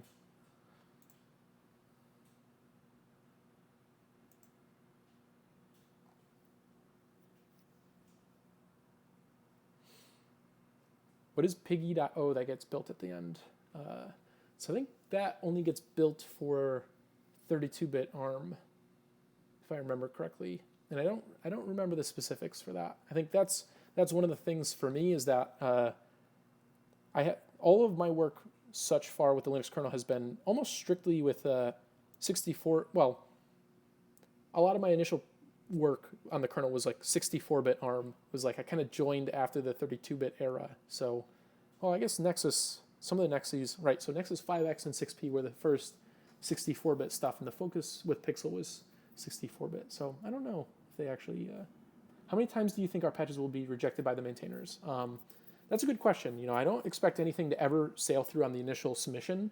I think that part of it is just like, you know, a lot of our drivers are touching many different subsystems, including ones that I'm wholly not familiar with, right? So, you know, just recently I did a review of Wolfpack has some SDHC driver, and you know, I can do kind of basic readability from like a, you know, I'm a C programmer. Do I see anything obviously wrong here? Or, you know, I have some vague understanding of some of the kernel APIs, so I can check and see if there's anything seem, yeah, so we're building IOU ring. Probably don't need that.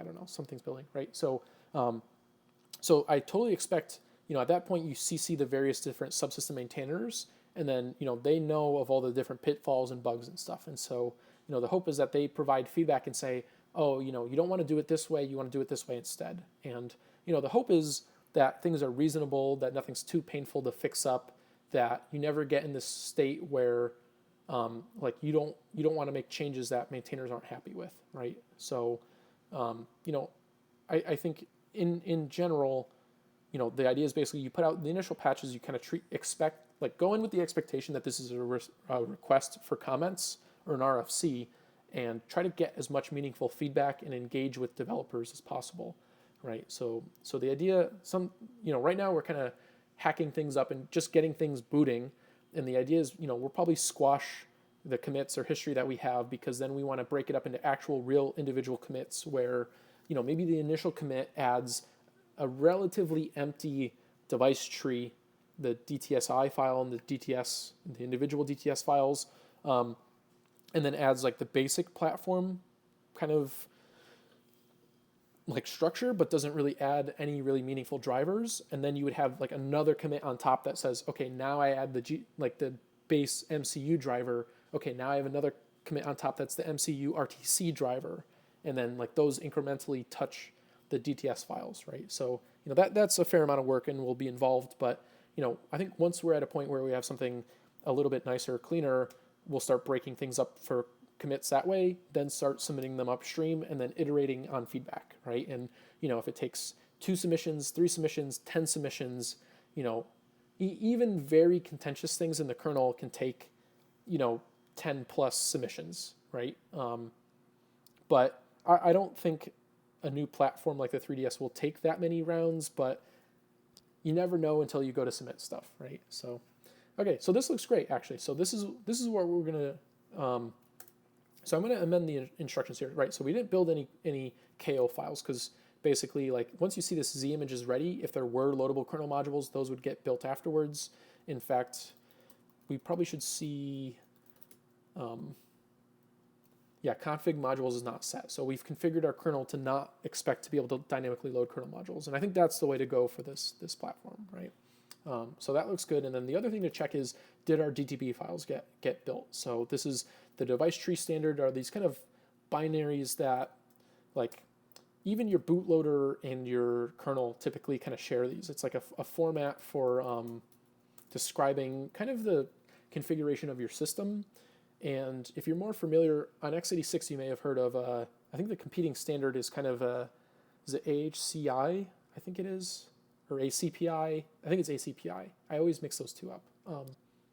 But that's like, you know, you either query the BIOS to see, you know, what hardware is configured or plugged in, or do you have like a more static description of your machine? ACPI, yeah, okay. So this is in boot DTS, and then there should be a Nintendo 3DS. Yep, cool. So both DTBs got built. Cool, great. So that was a nice cleanup that landed recently. So let's edit this. So now we're going to say you no longer need to specify these 3 images. You never needed this originally because we weren't building kernel modules, and now you don't need those either, right? So I don't know in Make, can you actually say like default as a target? Because then you could say like defconfig and then default. But then you'd need to specify the DTPs. I don't know. I think it's simpler to do it this way. So remove explicit Z image and DTB. Make targets. Cool. All right. So now we have a kernel image, right? So for instance, let's say, all. Yeah, that could be.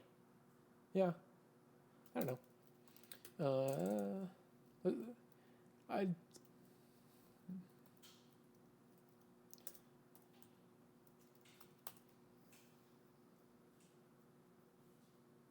Oh yeah, okay. That probably works. Can you give it a shot if you wipe out the DTB files, just RM them, and then see if they get rebuilt? Because if it does, then that's probably the simplest. Is just have one command line invocation that says Nintendo 3DS def config all. Yeah, yeah, it'll take a moment. That's fine. Cool. So basically now we have 3 artifacts of this build that we need to copy over, right? So the main thing is the kernel image. So I'll just show you booting it in QEMU real quick, which we don't enable a serial driver, so we will get no output. So it will look dead to us in QEMU. Okay, never mind. I won't show you that. I think that's something I tried where if you flip on like the ARM11 PLL like serial driver or something, you can get some output in QEMU, right? And actually test this in virtualization, or emulation. But okay, so now the binaries works as intended. Cool. All right, so I'll edit this. Unless, do you want to go on the wiki and edit it? I'll just put it in for you real quick, and I'll put you in the message here. Okay, so all, boom, even better. So we'll say Dratini 0 says all make target works after def config, after the def. Cool. And just triple checking here that this is precisely what you ran. I'll trust you. Yeah, cool. Okay, so the next thing is we want to copy these over to the SD card, and we're going to put all 3 of these binaries into the Linux directory on our media, right? So the 3 binaries we created the core kernel image, and then there's these 2 DTB files, right? So we have a CTR DTB and a KTR DTB at the moment. We're having a discussion right now of do we want to rename it to LGR? The thing is like the model, like the physical model of the new 3DS was called KTR, right? It's like if you actually look at like iFixit's board teardowns, you can see like KTR printed in the vinyl or whatever, like on the motherboard itself. But I'm pretty sure the SoC is LGR, right, as we showed. But the thing is, I don't actually know, does the new 2DS XL, does the new 3DS, are their SoCs both LGR? And then further, like we may end up with, like, I don't know if those 3 models have different peripherals. And if they have different peripherals, we'll need different DTB files for them. So, maybe I'm getting ahead of myself here with should we rename KTR to LGR kind of thing. But, yeah. Cool. All right. So, wow. Do you hear my cat meowing in the background?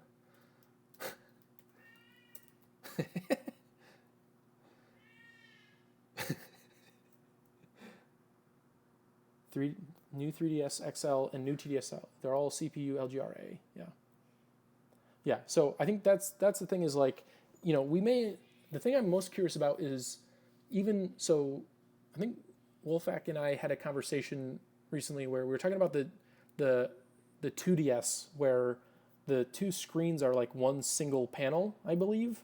So I am almost curious if that may end up requiring like device tree changes, like specifically having a device tree binary. So anyways, if you, let's say, slight power user, you only need one of these 2 DTBs based on if you're using the original 3DS or the new 3DS models. My strong recommendation is just copy both of them. They're really tiny files, and basically the bootloader is going to figure out at boot time which model you have, and then it's going to load the correct one in for the kernel.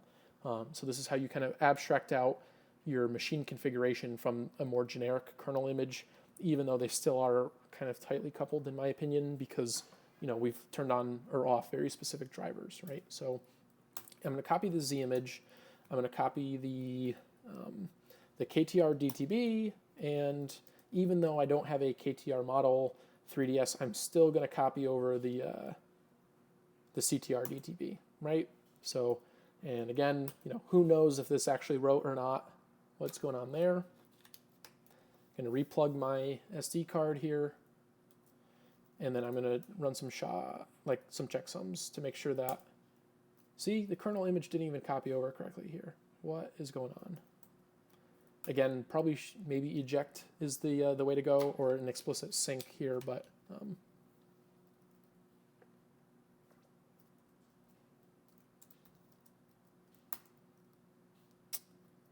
sorry, this is the image we want to.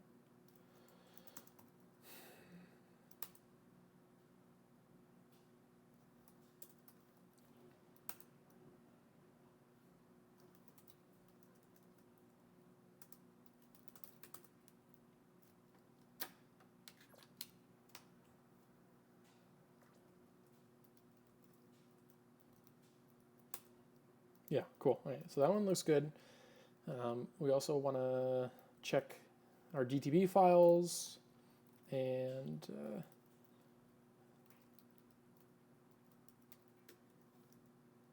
stupid, it only replaces the first instance. All right, so anyways, all those look good. We should be ready to boot now, right? I think one other thing I need to check is, so I've been working out of another branch for a while, so I may need to do one modification here. Boot DTS, and we want the Nintendo 3DS. There's a separate DTSI file that doesn't get copied on device here. Sorry, the boot args are not on that though.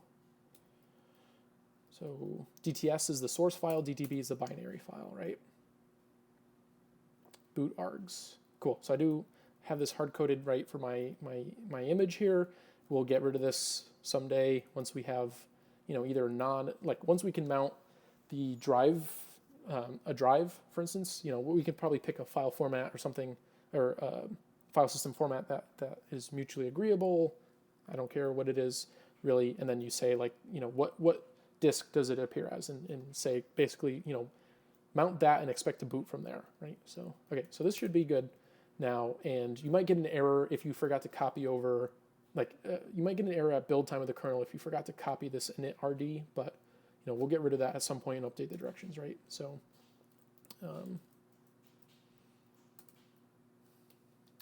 okay, let's load this up in the 3DS and see if this boots. So at this point, we're only going to have support for booting the first 2 cores and the kind of the bare minimum between the original 3DS and the new 3DS. So kind of work in progress in the bootloader is initializing the additional FC RAM and the additional cores.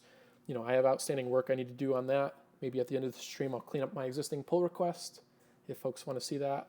But let's boot that. Let's boot this. So I'm going to move my webcam here to hopefully something where people can see my screen to see what I'm doing. And you should still be able to hear me, but you won't be able to see me anymore. So I'm also done here with my laptop, I think. So do I want to try to make this screen larger? Let me see. Let me play with this real quick in OBS Studio. Yeah, cool. All right, so I'm full screen now.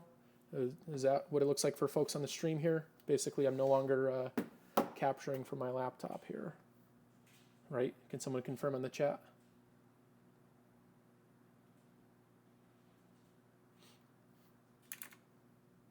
Yeah, looks good. Cool, thanks. All right, so let's move the webcam here.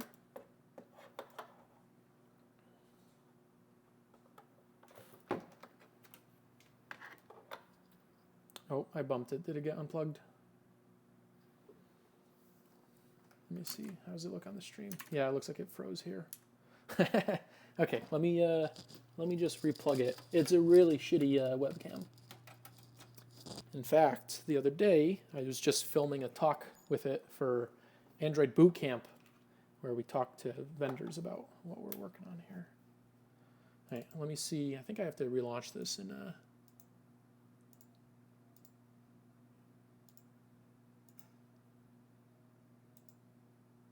No, is it gone?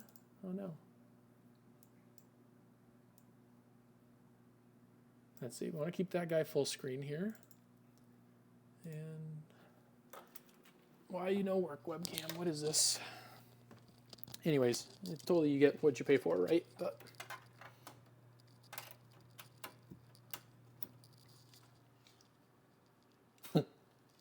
man, this thing is like hosed.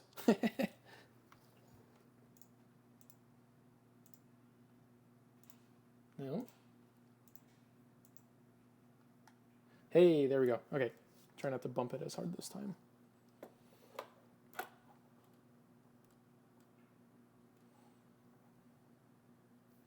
Okay, so here's the new 3ds XL. Can someone confirm on chat that they're getting the video stream again now? And pretty much at this point, I just leave the back cover off because you need to, to access the micro SD card slot, you need to keep pulling, like unscrewing the back and taking it off. And I think that's kind of a pain in the ass. I think some of the other models have a more accessible SD card slot. Yeah, anyways, got this pretty cheap off eBay recently with a nice set of clear covers on it, right? So let me polish the screen real quick with my shirt here just to hopefully help make the screen a little bit clearer.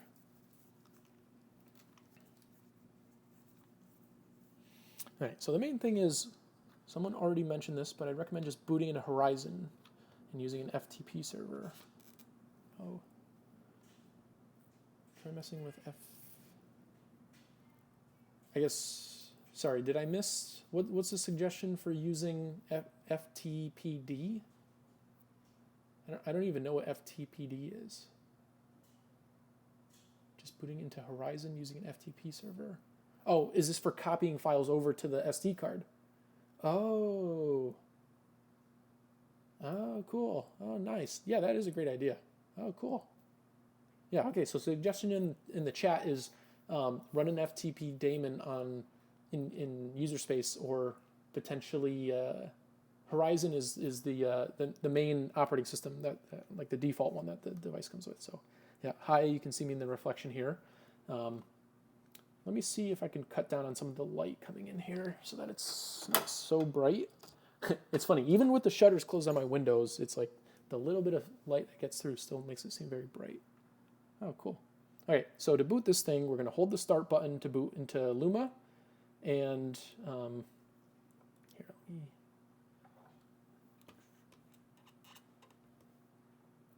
we're going to hold the start button to boot into Luma.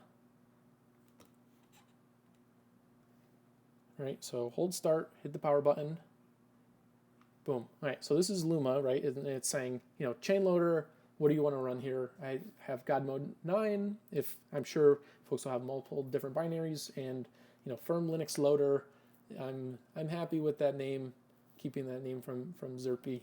So can't seem to boot. We'll check the shots. Yeah. So I think I always recommend that. Is that I always see squirrely things where I'm like making changes, reflashing, and then like something squirrely doesn't boot, and then I check the SHAs and the SHAs were bad, right? So it could be as well that something's broken, because I haven't done this in a while, or from the master or main branches of these projects, because I've been working out of a separate branch for a little bit. Okay, so then we just hit A on this, and you'll see, it's going to load the Z image and the DTB file, and then we should boot here, right? So what you're seeing here is the D message from the kernel. And I think like some of the things I'm curious about that we might want to look into is like, right here I'm getting like looks like a warning from Spy Nor saying it doesn't recognize some JDEC bytes. I don't know if there's spy flash attached here, or it looks like we tried to probe something on the spy bus and failed with error -2. I don't know. Anyways, from here, this is, I think probably at this point for this stage of the project, this is where users see this and say like, well, where's Linux? Like, how do I open the web browser and browse my email and stuff? And it's like, this is way early days of bring up on this device, right? So like we're still a ways off from running a full-blown Linux environment that, folks may be more used to, kind of thing. But bring up, this is a great place to be, right? Especially compared to bring up on a phone, it is a very long time until you have even a working screen, right? In general, we're doing bring up, we only have UART support, and we like you kind of, it just looks like a cold dead motherboard, and you're not really sure that the thing's alive or not. Whether or not you can blink some LEDs even, right? It takes a lot of time to get all these drivers written and get all the subsystems working and stuff, right? So, at this point, there's a virtual keyboard. You can pull up the stylus and kind of type and test things out, right? So this is the user space image that we downloaded, right? So it's just a small build root environment with toy box and stuff. 3DS Spy flash chips are very custom. Their IDs are not exactly standard. Yeah, I think that's one thing that's tricky is if the thing we need to watch out for is conflicting IDs. The Linux kernel can't, doesn't really have workarounds for stuff like that. The main thing, kind of the basic thing that we can do, right? So, sorry, here, let's see if I can, I'll type this out here. So if you want to read the kernel log, so it scrolled through and then, up and down isn't going to scroll the buffer that we have. But if you do want to reread this kernel log, what you can do is you can say, DM, we want to type out dmessage. You could type it all out, but tab completion is going to work here. That's going to be your best friend for a while, right? So we're going to type out dmessage. You're going to hold right shift until it turns red. You're going to hit the pipe. Oops, just one pipe. You're going to tap right shift to turn it off. Goes back to white. And then we're going to go less, right? And then hit enter. So now we were in the less buffer. You can see, the very first statement that gets printed, we're booting the Linux kernel on CPU 0. The next thing get printed is the version string. This is it's a fork from the 5.1 kernel. We're gonna, I think 5.2 is the 5.2 merge window open? I forget where we even are in the upstream process. I should probably know this, but the idea is we want to keep these rebased, keep them fresh, and then eventually land them in the upstream kernel so that we don't maintain a fork anymore. But at this point in development, before you have anything really meaningful to show, absolutely a fork is the way to go. And that's a great thing about Linux is there's no real one Linux kernel, right? Even when you run a distribution of Linux, typically they'll have their own kernels that they build, and no one really distributes the mainline Linux kernel due to regressions, due to kind of poor testing and stuff, right? So anyways, it's telling us the tool chain that it was built with, and the build number, right? So if you keep building the same tree, this #1 will get incremented. It's telling us the date here, date of our stream, April 10th, 2021. And so 5 in the afternoon here for me in California. And then, you can use the D-pad and scroll through. So, one of the things while I'm trying to get the additional CPUs online, right, is, we've kind of said that the bootloader loaded the KTR DTB. So the kernel knows that there's 4 CPUs possible, right? So it's saying here that you can have variables in the kernel that are per CPU. If you know what thread local storage is, you can say your Z image is foobarred. Interesting. So I think one of the things we want to try to do is put out binaries. Maybe like the binaries I just built, if we upload them, then folks can try downloading them and see if they work, kind of thing. So that would be good. But so we scroll through here and eventually we'll see where the kernel tries to actually bring those CPUs online, and we should see some error messages, right? Yeah, so you can see here for symmetric multiprocessing, it's trying to bring up the additional CPUs, right? The machine typically doesn't boot with all the CPUs online. Some work's involved to, you boot on one core and then you have to initialize and bring up the other cores, right? So it's erroring here for CPU 2 and 3. So what that means is it did bring up CPU 1. CPU 0 is the boot CPU.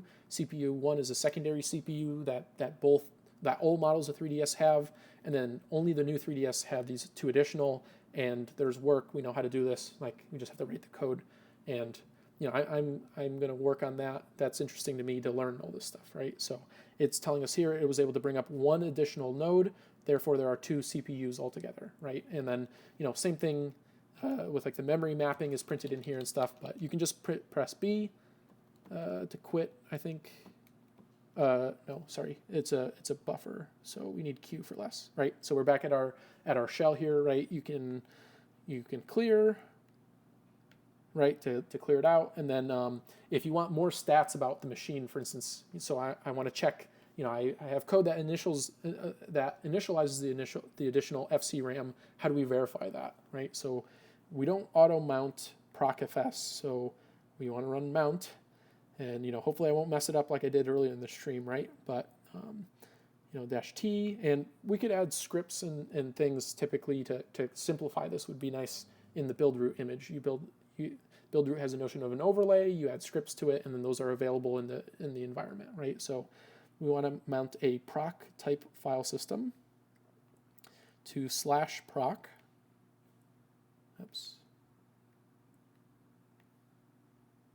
Oops.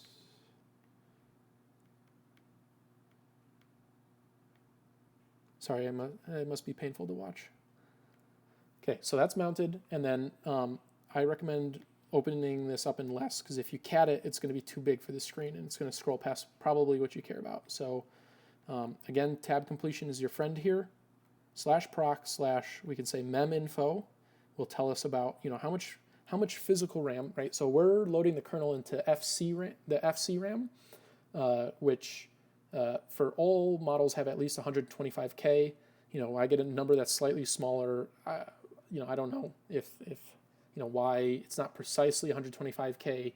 If I'm pretty sure we're saying in the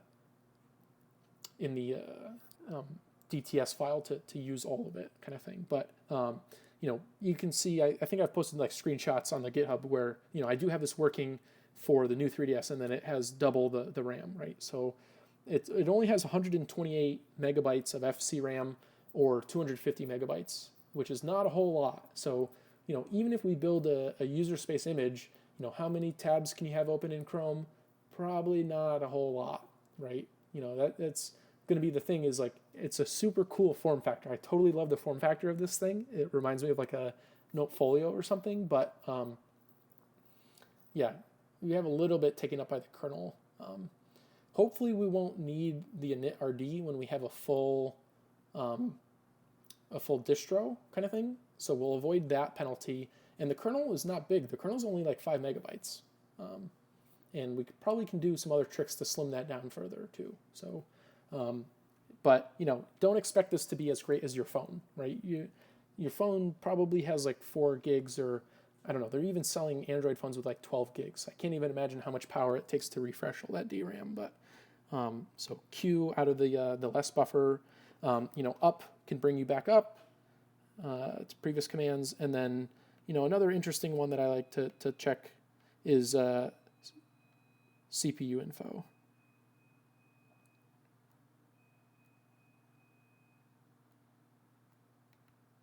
Do I have this wrong? Oh, yeah, CPU. Oops. That's not it.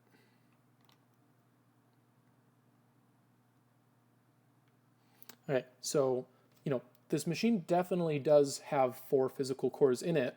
The thing is, bringing each core online has its own intricacies. Core 0, you kind of get that for free. When you power on the machine, I would expect that the power button talks to the microcontrol unit that send or a PIMIC. It could go directly to the PIMIC, but I would guess typically it's like power to the microcontroller. Microcontroller talks to the PIMIC over SPI. PIMIC powers up the main CPU. It starts core 0, right, and then kind of takes off boot ROM and then chain load from there. So we do some work in the bootloader to bring core 1 online. I think we can actually move that to a spin table and have the kernel bring that online for us, but it will depend, because cores 2 and 3 behave much differently in the new 3DS for bringing them online. There's a lot more work involved with bringing those 2 online, and I think it was said from Profi 200 that you have to bring those 2 online before you bring core 1 online. So, very complicated dance just to get these CPU online, but, we'll get there, kind of thing. It's not an issue. In fact, the PIMIC only boots the ARM9, and then the ARM9 boot ROM can boot up to ARM11. Okay, yeah, that makes sense. Yeah, and that's like a very complicated thing. Let's say you want to sell a phone or some electronics device.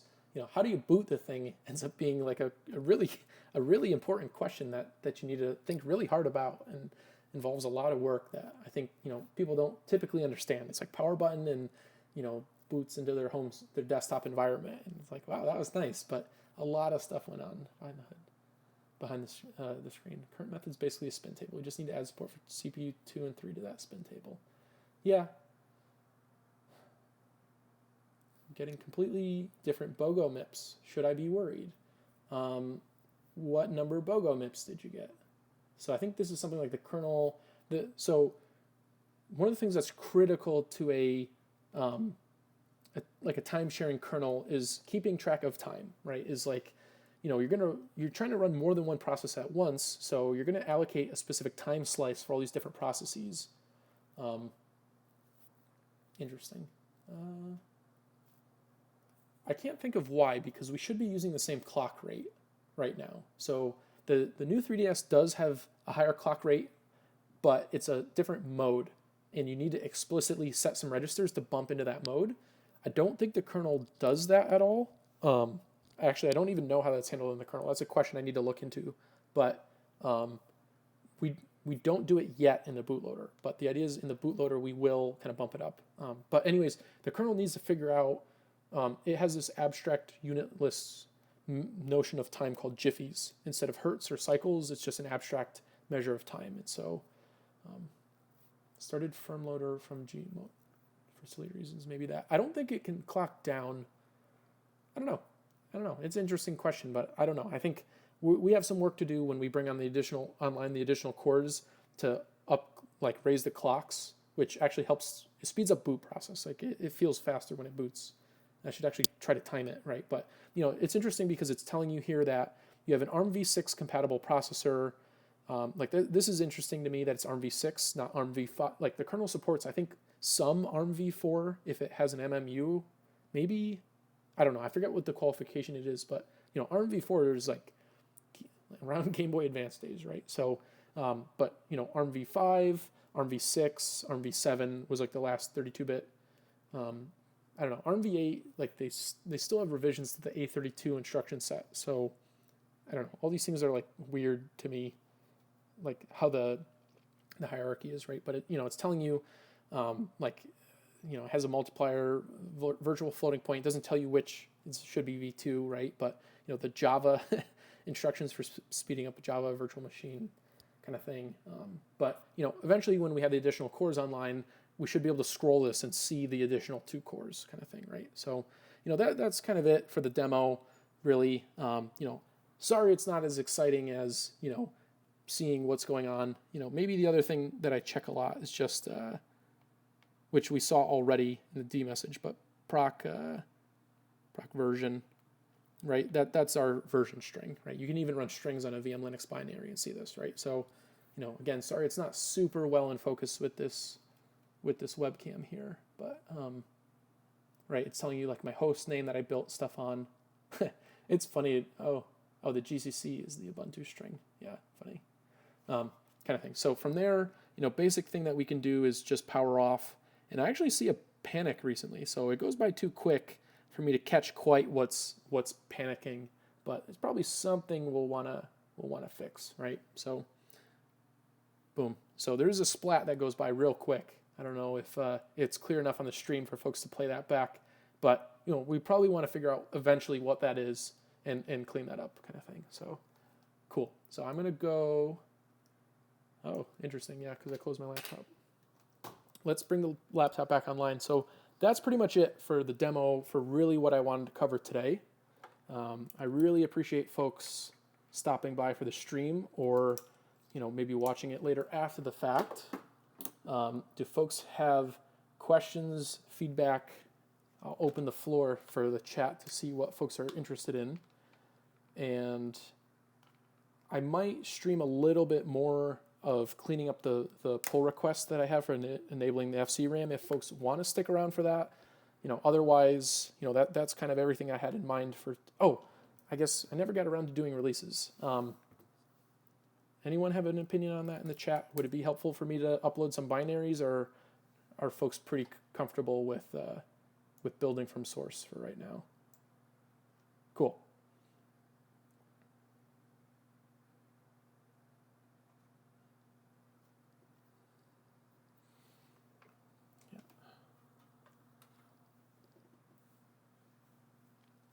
Any thoughts on releases versus building from source? I feel like at some point it's going to be interesting, like where people want to try this, but also at this time it could be that maybe it's not helpful to put out releases if. Oh, interesting. What's going on with my capture here? Hang on a second. Let me figure out my capture because it's only showing one screen, which is interesting. Oh, it's showing up as an external display. That's weird. Sorry, I thought I had these mirrored.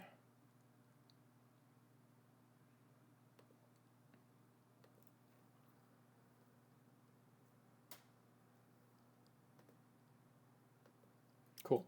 Let's see. Was I missing anything here from the Discord? Probably. Sorry, I haven't really been looking at this.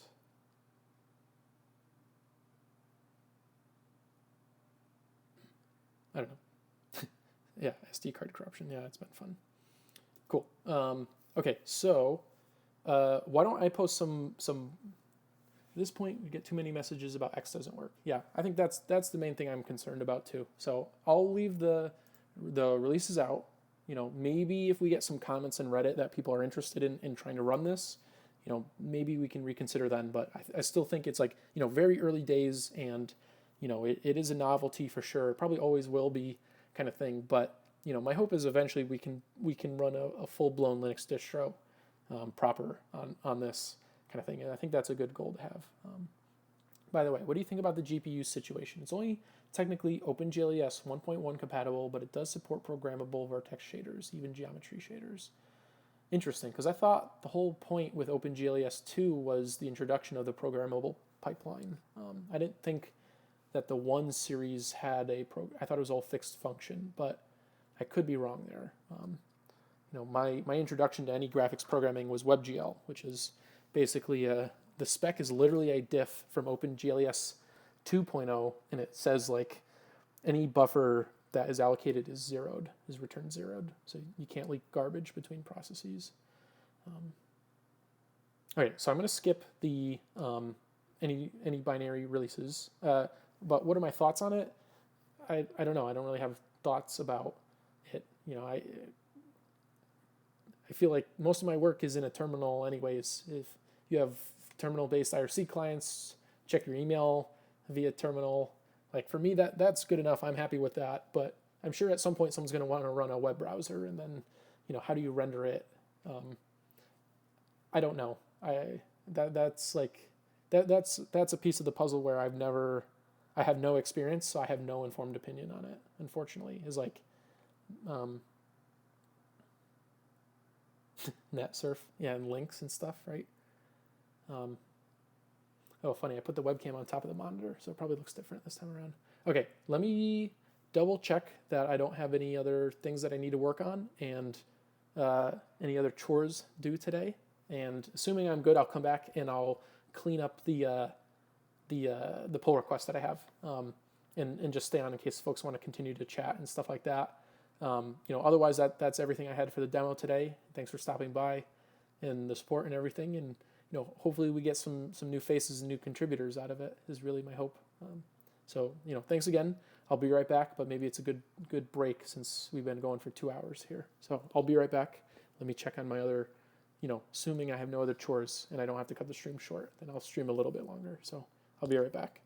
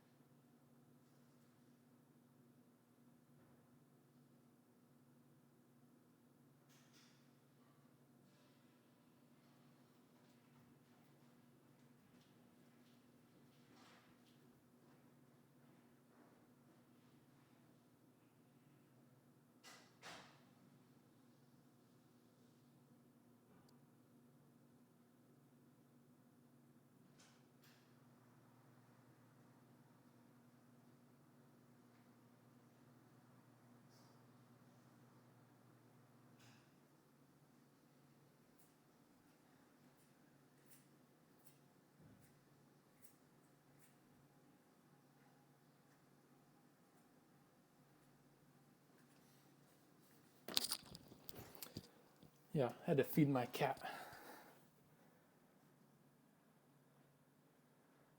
Wow, early for some folks. By the way, when you're done with changes to the kernel, merge my SC driver PR. I might be sleeping by that time already. Yeah, sure, no problem.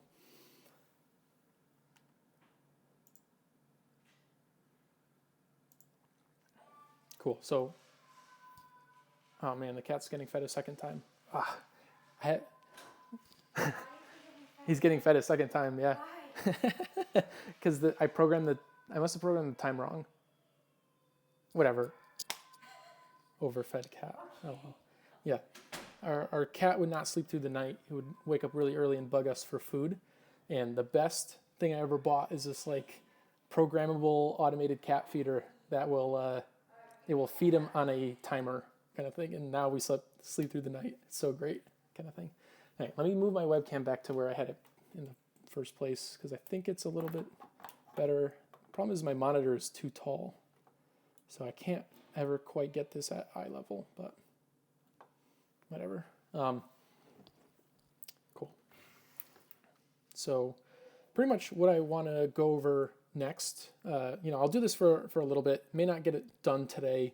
And, the folks I need to be reviewing it and taking a look at it probably, may or may not be online because folks are working on this from all over the place is we want to enable the additional FC RAM that's on the device, right? So basically what we're going to do is okay.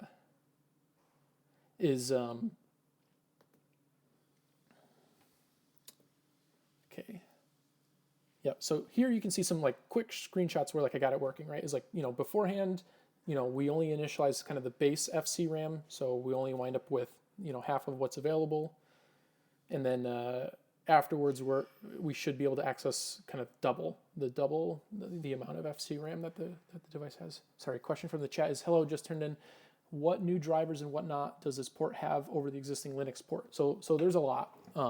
I would say that there weren't too many. I mean, we do use a lot of off-the-shelf code in the Linux kernel, but there is a fair amount of custom kind of drivers. So my recommendation is go check out our fork of the kernel at the moment on GitHub, and you can see from there, like one of the main ones is the microcontrol unit drives quite a couple different pieces of like a couple different peripherals, and so you basically, need to kind of abstract those peripherals to communicate through, the microcontroller itself. And communication for like the SD card has to go through the ARM9 coprocessor, which can only be communicated with a very specific protocol, the PXI protocol. So you have to abstract that as well. So,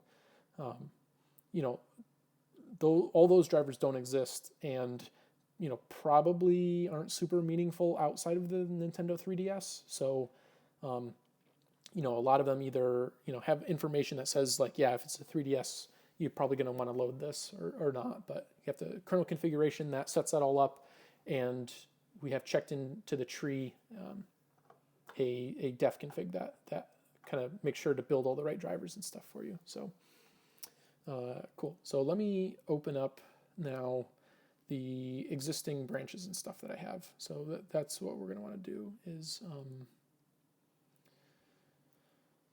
so the main work is going on in the bootloader. This is almost entirely a bootloader problem, but there is a small piece of the puzzle that the kernel needs. Is basically like we just kind of tell the kernel that a certain physical memory address in a range is available to it. And this is, shouldn't be super foreign.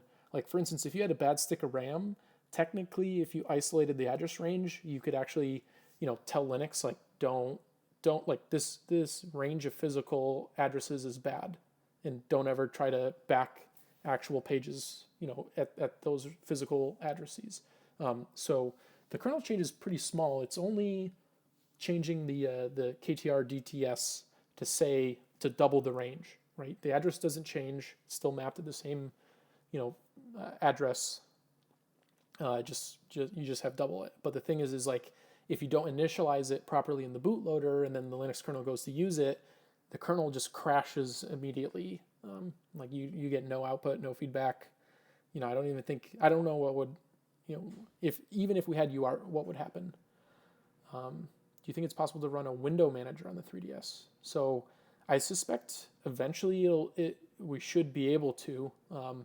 I think that's I think one of the uncertainties that I have is I don't understand too much the low level graphics stack of requirements of like if you're going to run an X11 server, like does an X11 support software rendering or do you need actual hardware acceleration or what? Yeah, I think that's something where I'm just so unfamiliar with it. I have no idea if that's something that you get for free or not, or like what you do to kind of to run that. But I think that's something where it's like we need help currently, where like a lot of the work that we're focusing on is lower level kind of kernel stuff in the drivers and bootloader and stuff, and then once we can boot into a shell. How do you add icing to the cake and the details and all the minutiae involved there? Well, we'll probably need some help on it. So, if folks have experience, that's part of the point of the stream is to, encourage people to get involved or, lots of different, like diverse group of individuals have diverse group of talent, right? And so you really want to try to, get the message out to as many people as possible to figure out really who's good at what, right? So yeah,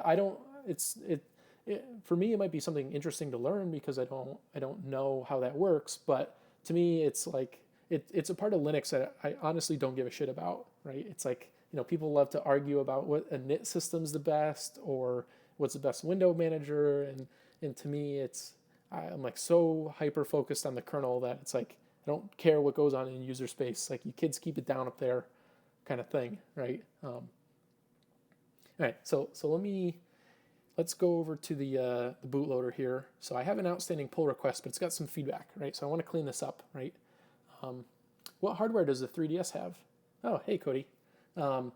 So you missed out earlier in the stream, but I had the architecture diagram here ready to go, right? So, this is a incomplete picture, but it's the best thing that I could find right away, which is basically the SoC itself contains 2 to 4 ARM11 MP cores, which is like the main application processor, and it contains 1 ARM9 coprocessor, and folks in the stream let me know there is an ARM7 coprocessor as well that's probably within the SoC package for partial emulation of a Game Boy. I would guess the Game Boy Advance, right, is the ARM7. I would doubt that they included the custom display hardware for that, so I'm guessing they're probably emulating the display pipeline for that somehow.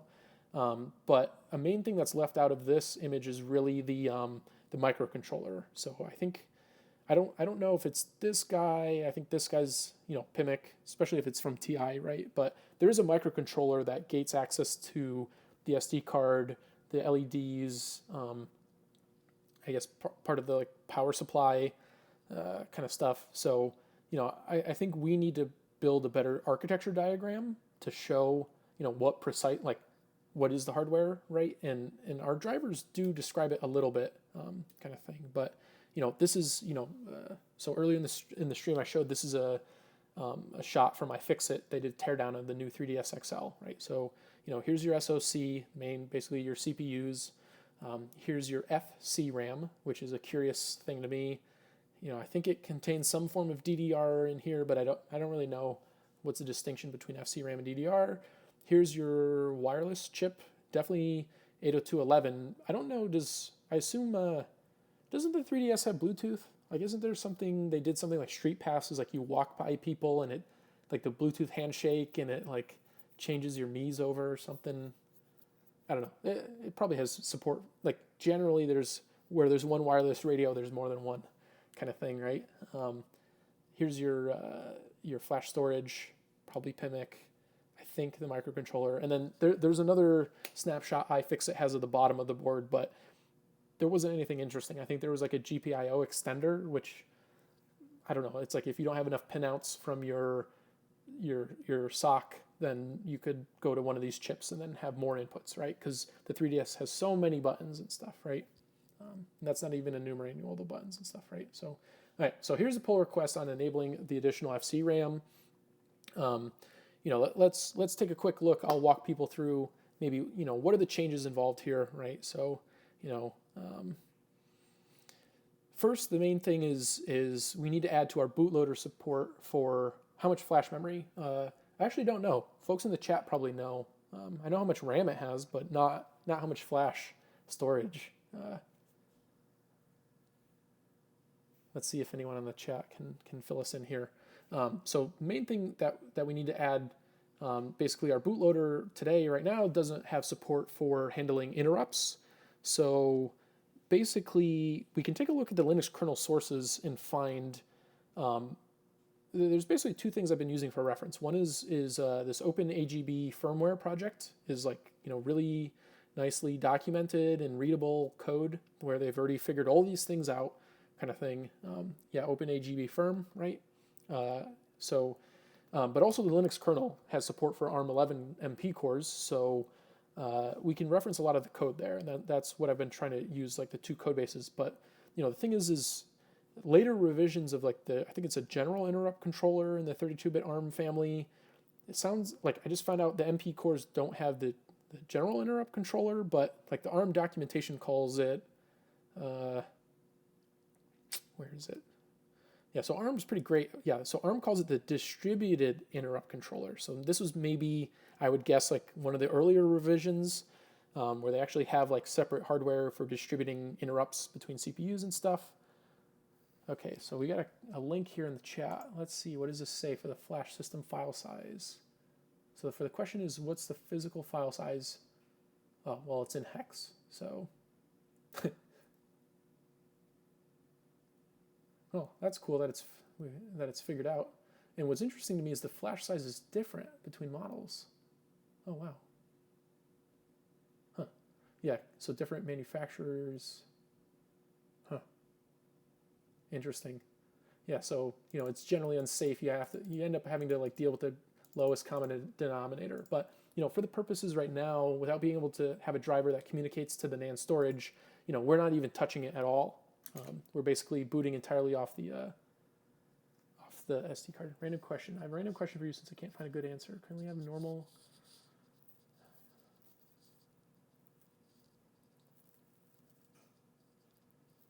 I don't know. So I have fiber. I recently got fiber at home. Definitely helps with the bandwidth, but I don't know how it affected my latency. It's probably a curious question. I think the thing that affects ping the most is where's the server, right? I don't think whether you're on coax or fiber will affect that, but I don't know. Anyways, back to the Nintendo stuff, right? So going through what we have so far is we need some way to what ends up happening. What will end up happening is we need to kind of delay some things until we receive interrupts. So we need to be able to kind of set and mask interrupts. So we need to add support, right? So that's some of the things that is added here. And what's the other part that's interesting?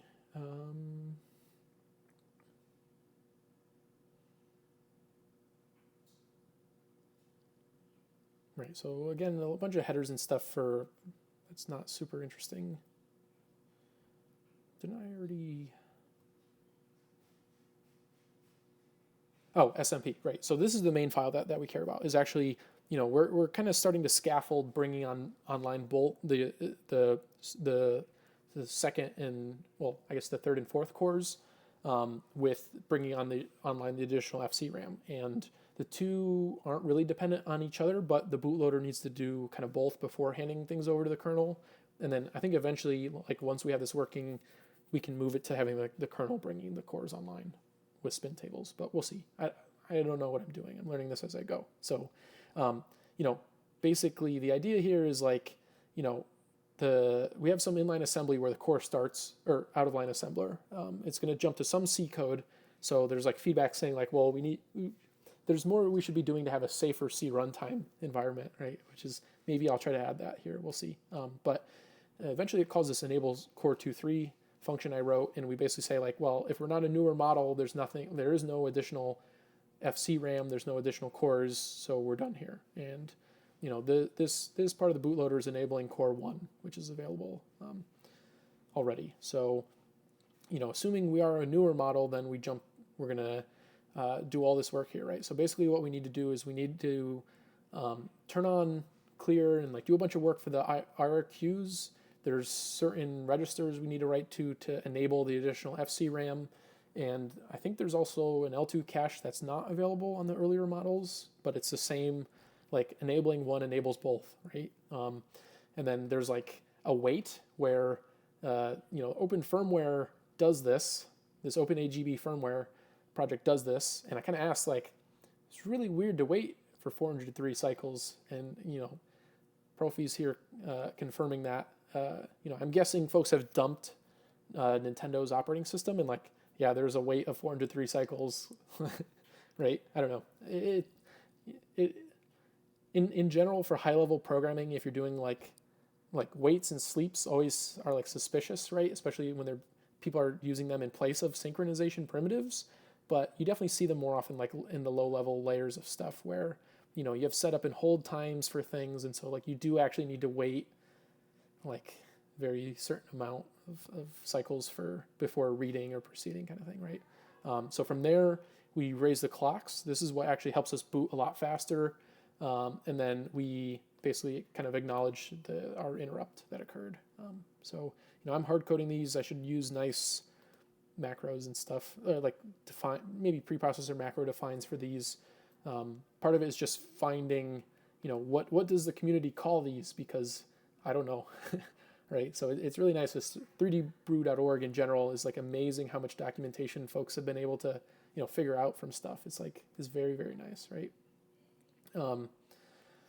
So for instance, there's some legacy code here where apparently there was like, apparently the people were able to reverse it. So this is interesting to me, right? So there's an LGR1 and LGR2 where I'm guessing people were able to ascertain this by dumping the Horizon OS, like the existing bootloader or whatever code on the DS, because there are checks for like some additional model number, some register, and like they're somewhere in the 3DS brew. I forgot where I found those. Like they're documented, right? But it's something where it's like no one's ever seen hardware that actually uses this, right? And so the idea is like, well, to have a more portable operating system that works on prototype hardware and production hardware, you just keep support for both, and you always pay the runtime cost of checking these, right? But basically, it's like work to clear a very specific interrupt that's important here. That like we kind of get like a signal that says, oh, we've switched on the additional memory or we've switched on the additional cores, kind of thing. This is writing one of the specific value to a specific kind of register.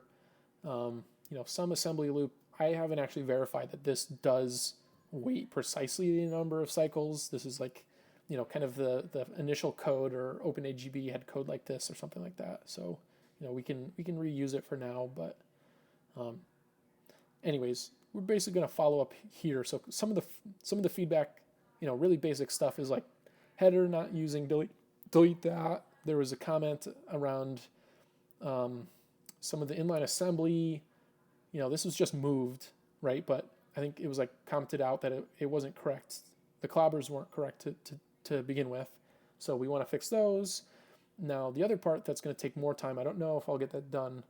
I want to try to be done streaming in like maybe 30 minutes. But so I don't actually initialize stacks for any of the C code, or it was stacks or clear the BSS segment. So how does the C code run without that kind of setup?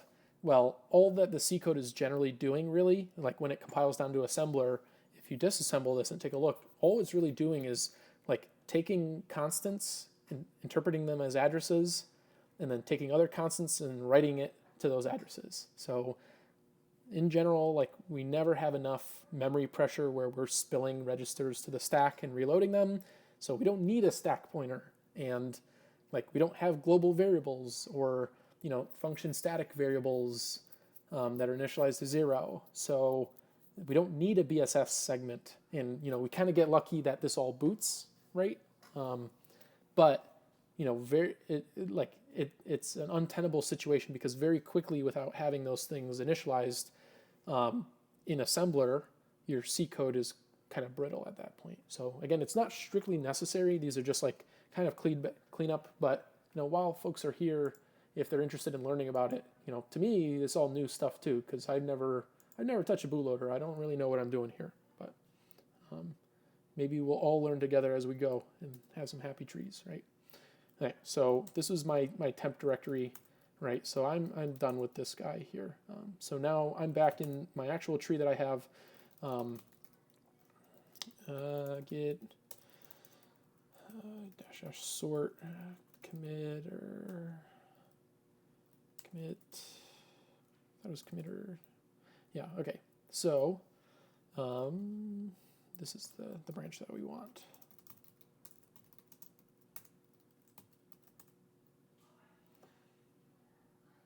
I thought we have a git and ignore here.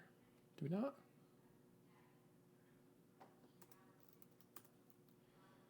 Oh, did I mess that up? Because I set a global git ignore. Oh, I probably just need to rebase this on main git. Rebase on master. No?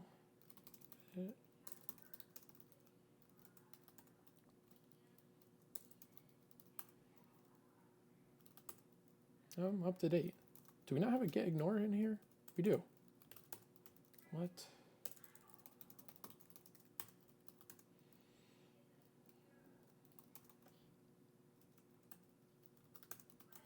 Oh, interesting. Okay. Yeah, I don't know what's going on with that.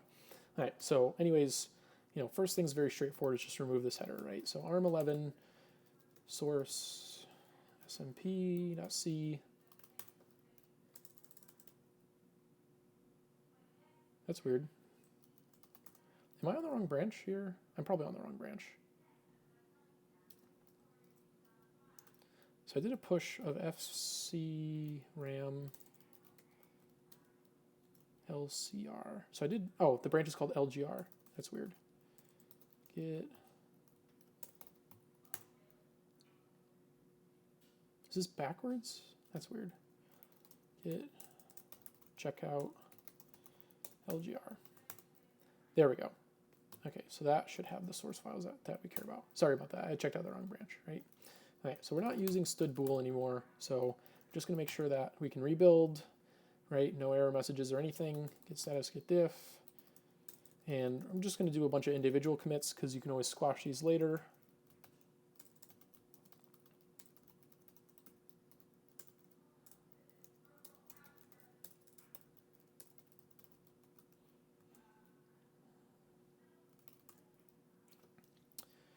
Okay, so that was the first one. And then, okay, so I think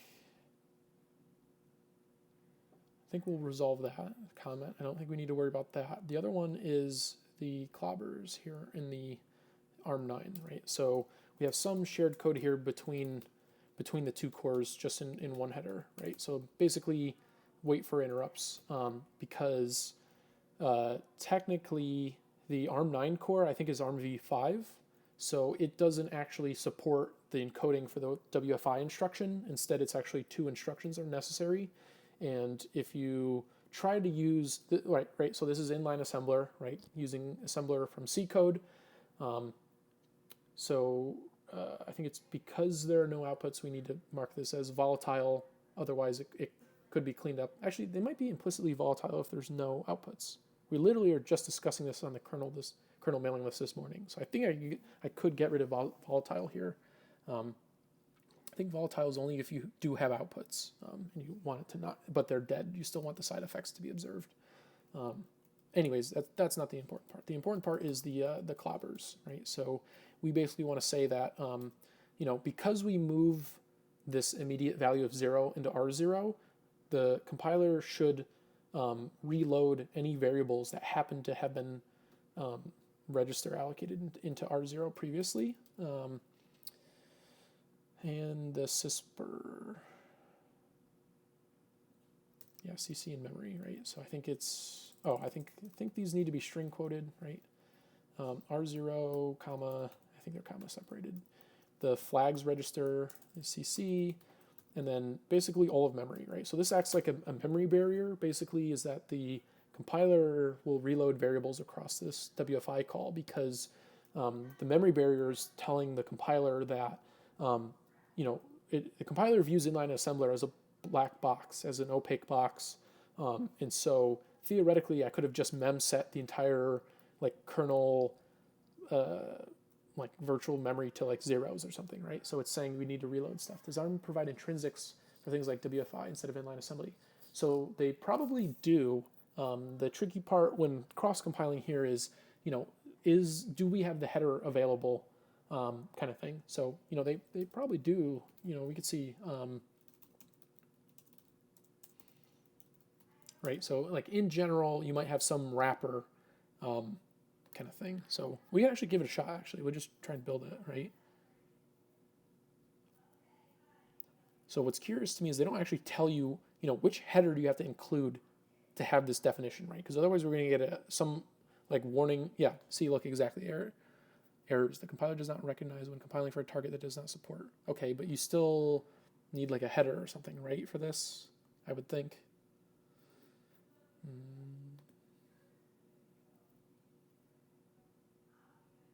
I mean, it could be for intrinsics that they don't actually need a forward declaration. That's something I don't know about. I mean, hell, let's just give it a shot, right?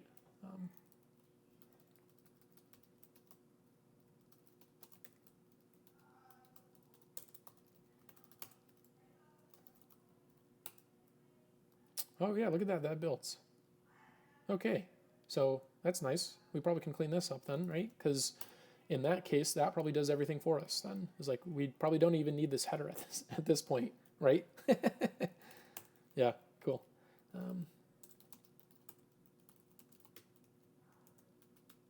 Cody, I'll credit you in the commit message here if.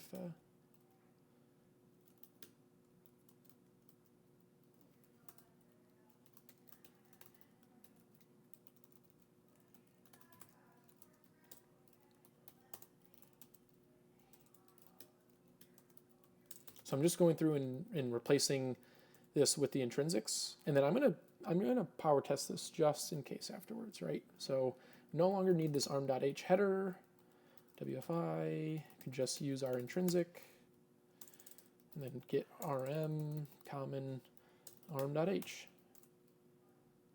Nice, and then that should be a nice little cleanup. Error: the following files local modifications. Yeah, that's fine. Okay, so assuming that we can still build this. Ooh, what happened here? Undefined reference to WFI. Oh, okay. So I think the issue why we can't quite do this. What? I thought this just worked when I tried it.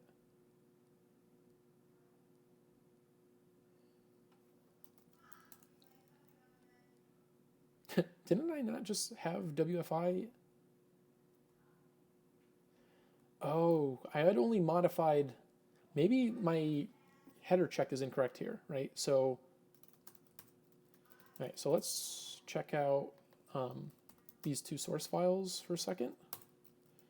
And then, oh, so it didn't get deleted. Yep, that's good. Okay, so for instance, I wonder if this check here might be incorrect.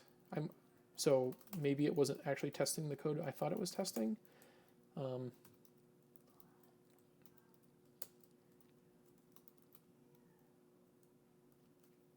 Yeah. Okay. So there is nothing. So the ARM9 I think, are we building this as freestanding? No, we're not. So we are linking, but the thing is right. It's like, yeah. Not only did we not provide the header, so we do need to forward declare these, or include them preferably from a header from somewhere. But then further we go to link it, and we didn't link against whatever provides this, right? So I guess the answer to the question is no, there's not an intrinsic for that. But the other thing that's going wrong though, right, is like, okay, let's say there's no intrinsic. This should still cause an error, right? Is that the ARM6 code should should fail to build, but here it is, it built, right? So, that implies something is wrong with my header here, is that basically both ARM9 and ARM11 cores are getting this variant, right? So, sorry, let me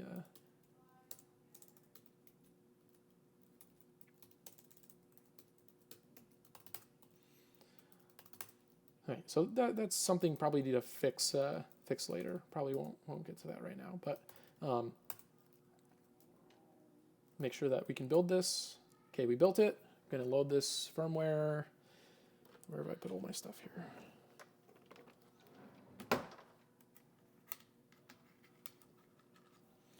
Right.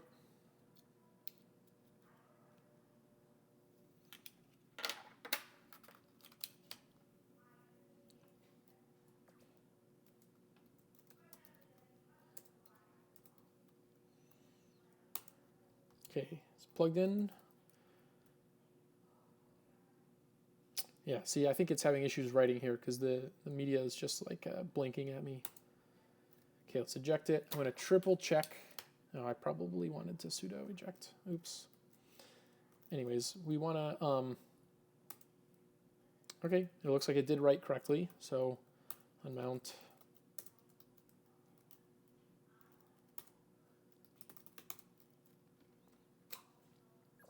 Okay, let's just make sure that we can still boot here.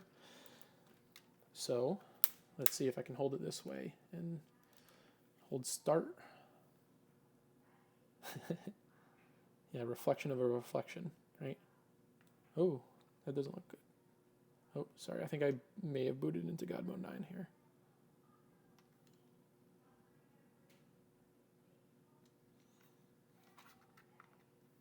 Okay, let's try this again. Okay, and then we want to go down and hit A, and I think we should be fine.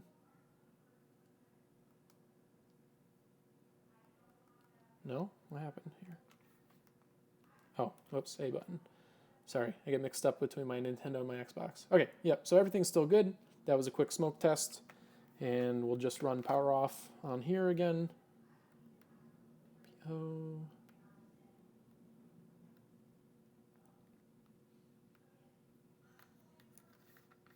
Boom. Okay. Get status, get diff. Okay, so we'll say commit that we set correct set. We'll just say we set our clobbers for WFI, right? Okay, so should have two commits on top that we haven't pushed yet.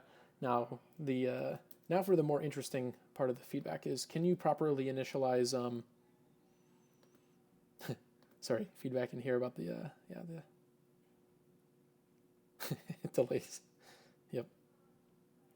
Cheers. Yeah. Okay, so now the interesting part is, how do we initialize the C runtime, right? Is you write a program in C and you compile it and it just works, right? And there's a whole lot going on behind the scenes that you're kind of none the wiser about, and kind of thankful for. So maybe turn back now if you don't want to learn about this, right? But let me see where I can find it. Okay, so here's the feedback, right? So branch and link is the instruction. Is kind of like, if you're familiar with x86, you might be more familiar with a call instruction or jump, right? But on ARM, there's two. There's branch and link, and branch are the equivalents. So branch and link says, like, push the link register onto the, do we set the link register, or we push the link register on the stack? I think we push the current program counter +4. It depends on if you're in thumb or ARM mode, but if you're in ARM mode, you push like the program counter +4. I think you move into the link register. I don't think you push it on the stack. x86 call pushes on the stack, but I think we have a dedicated link register in ARM. And then if you want to return, you basically pop the link register into the program counter. And then AR64 and ARMv8 has a dedicated ret instruction for that. But otherwise, if you don't plan on returning, like you're just like tail calling, then you just use branch, right? So this is our bootloader starts in start, right? Provides the _start symbol. Does some work. related to like the MMU and a whole bunch of other fun stuff. And then starts initializing core number 1, not core 0. But for bringing on the additional FC RAM and the third and fourth cores, it's way easier to do this in C. So we want to do that. So, feedback is like, yeah, you're jumping into C and getting away with it because you're not using any like global variables initialized to 0 or function static variables initialized to 0. So there is no BSS data, right? But we probably want to clear that, and we probably want to have a stack pointer as well, right? So the thing that gets tricky now is we don't necessarily have one stack when you have multiple cores involved, because those cores aren't necessarily synchronizing with one another. To go fast, we don't want them to be synchronizing with each other unless they really need to, and so they don't generally share stacks. Instead, you typically have kind of one stack per thread, or execution context, or core, or whatever you want to think of it as. So the idea basically is like we can just allocate separate like areas within the FC RAM for the bootloader to use, and then it's going to get wiped out when we jump into the kernel. It doesn't matter. The kernel is going to take over that memory and just write over it. But at least the C runtime within the bootloader will have the ability to use global variables when we need to do so, if we need to do so and stuff. And there's still a whole bunch of other stuff as well. It's like if you want to have a heap, you need to initialize the heap as well as part of your libc that we're statically linking in. But at this point, like, we probably won't need to be able to malloc and free things within the bootloader. It's extremely simple, so we're not going to do that, right? And technically, part of me feels like this is a feature request that could wait for another day, that we don't need it technically right now to boot this. Oh, I should have shown when I booted that we are using the additional memory. I need to replace the kernel image, though, otherwise the kernel won't make use of it. But let me do that real quick just to make sure things are working, so then I can prove after writing some code that it works, right? So you didn't really miss anything, Wolfpack. Pretty much just running through like what we're trying to do here, kind of thing. So the other piece of the puzzle now is I want to check out probably the previous branch that I had. I think it was the FC RAM, git log. So the only thing we need to do then in the kernel once we have all the bootloader changes is we need to just kind of double that range, right? So is 10 double 8? Well, it is in hex, right? So this is all the change that's necessary from the kernel's perspective, and then it just knows like, okay, yeah, I can place pages at these addresses. At this address by up to an increment of that much, kind of thing, right? So let me just rebuild. Let me rebase my branch on the other one that I have called is, I think, 3ds. Cool. And then we are going to say arch arm, and we're going to rebuild our kernel and our dev config. And I wiped out my rootfs. So yeah, let me double refetch that. std.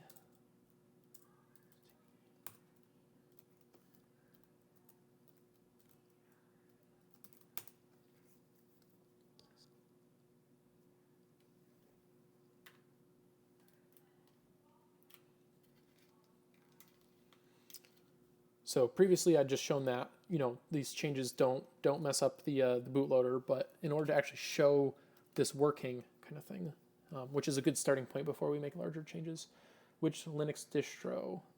I'm just on Mint. I don't really give a shit about Linux distros anymore, and just having something fucking working is really all that interests me anymore, that I have patience for, really. Okay, so kernel built.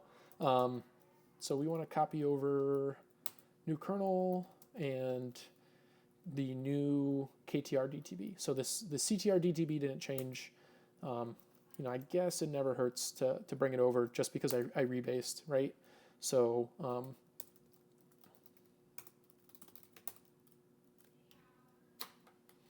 and I'm just going to triple check my SHA here.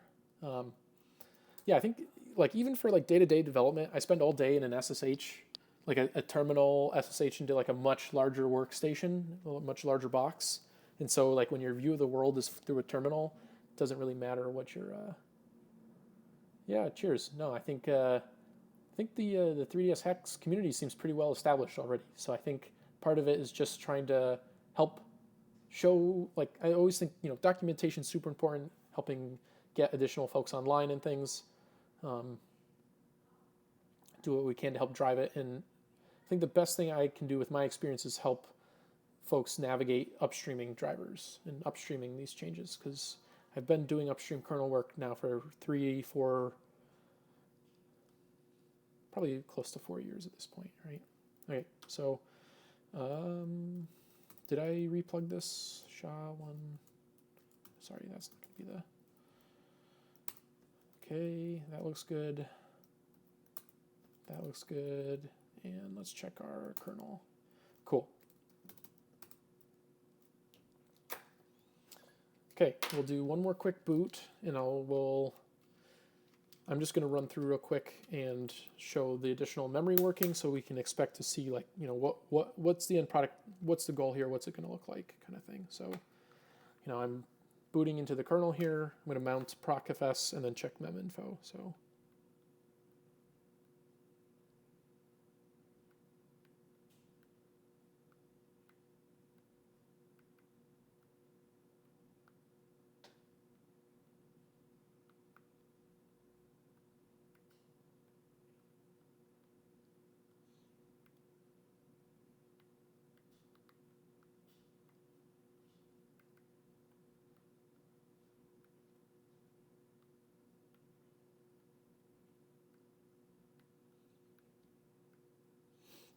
All right, so this should be the end product, right? So let me get this a little bit closer here.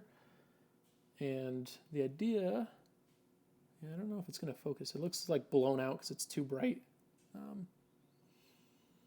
Not really sure the best way to try to fix that. But anyways, it's showing here that basically we have access, like the kernel has access, or believes it does have 250 megabytes of physical memory in which to place pages and stuff, right? So that's the end goal. So now, we know that we haven't broken anything with the current changes, right? It's always good to triple check every once in a while. -F, enter. All right, so now let's see, kind of close here, but we'll stay online for a little bit and see, can we get the additional stack slots and stuff working, right? So, all right. So the first thing is maybe the stack pointer, right? So this is going to be within the ARM11 in the source of start. So this is kind of beginning of the bootloader, right? So we kind of enter the kernel, clear a bunch of things, and then this is where we start to kind of branch off for different CPUs and initializing them and stuff. So, right, so I call into branch and link enable cores 2 and 3, but we probably want to do some, like, call it the C runtime initialization kind of stuff, right? So I think one of the things that's tricky, right, is like we need to, right, so a recommendation, right, was like, pick an address for the bottom of the stack, and then, and the idea is we're going to have a stack that grows down. So what this example assembler code does is it says, basically, like, keep track of where the bottom of the stack is going to be, and load the stack pointer initially with the bottom of the stack, and then actually use the CPU ID that we should have saved in a register here to shift a multiple of the stack size into the stack pointer, and then add one of those sizes to the stack pointer kind of thing.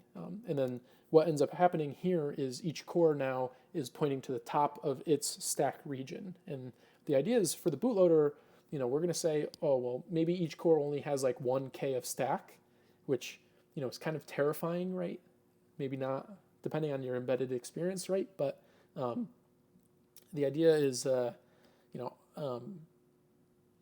like, you can have now kind of like a working stack pointer for local variables and stuff in C, but you better not be allocating anything too large on the stack, right? Really, that's what the heap's meant for. the same rules apply in the Linux kernel as well. Kernel doesn't have a lot of stack space to work with, so if you have a large struct you need, you better be heap allocating it, kind of thing. So I think the question is what do we want to use for the bottom of the stack? And I think that's something that is an open question here, where we might want to look maybe at the linker script, right? So here's where we define our sections, right? So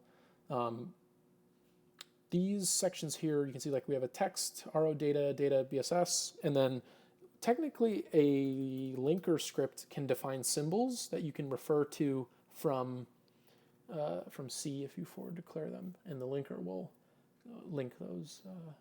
Actually, only CPU will do stuff that relies on C runtime, right? So we could make only CPU 0 rely on a stack. I think so. Like here. Yeah. So, oh, like the ARM9 Linux firmware. Okay, sure, let's take a look and see what that's doing, right? So let's go to our,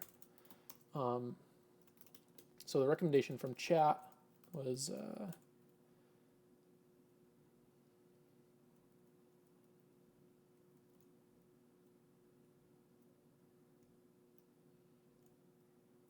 so we load the stack pointer with this sysstack, and the question is, well, where is this guy defined, right? Sysstack. So, yeah, we could take a look.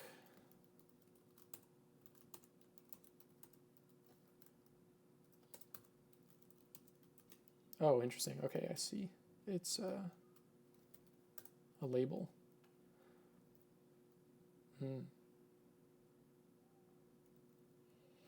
Yeah, I mean, I think we probably could just pick some offset into the BSS and just use that. Is probably fine, right? So maybe the best thing then is CPUs 1 to 3, just boot that SMP start label and it's pure ASM. Yeah, I guess that's a good point, right? So I probably need to change that. Do I need to change that? Because I think my, like where I have it in,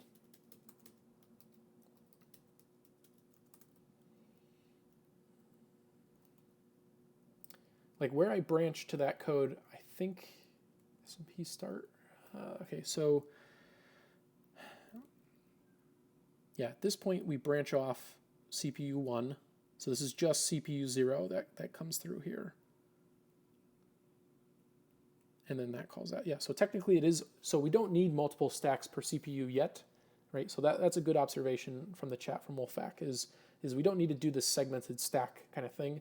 So maybe why don't we first focus on initializing the C runtime, zeroing out the BSS, and then from there we can, we'll focus on setting the stack pointer somewhere in there kind of thing. So, technically as an optimization, you don't need to zero initialize your stack.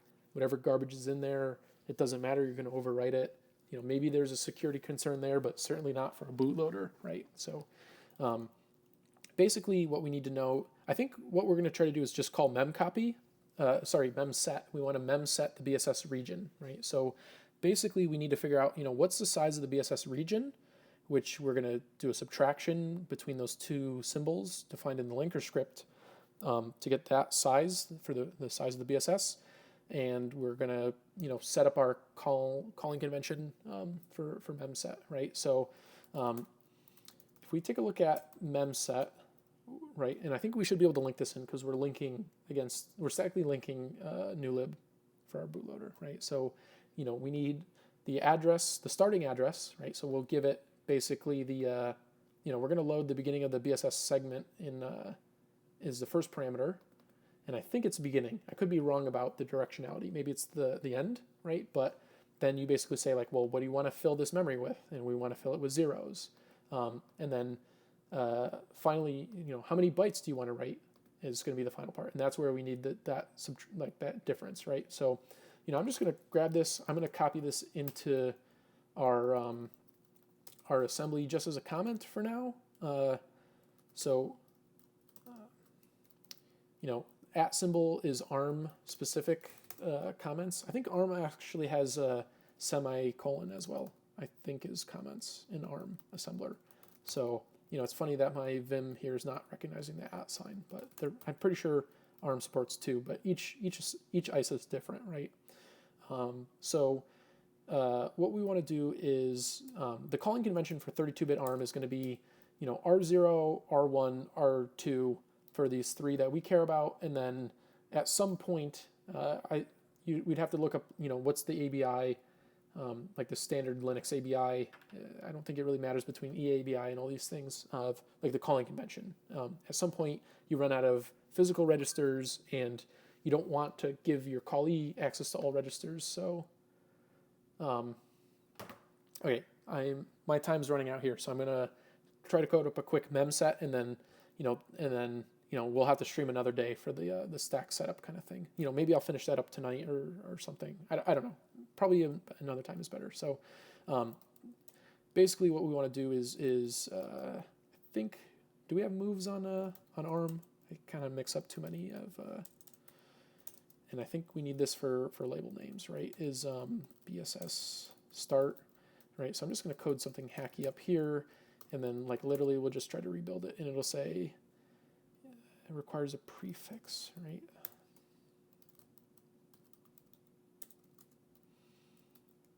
Does it require the pound sign? I don't think so. Stack for memset to work. But if you load a stack pointer in memset,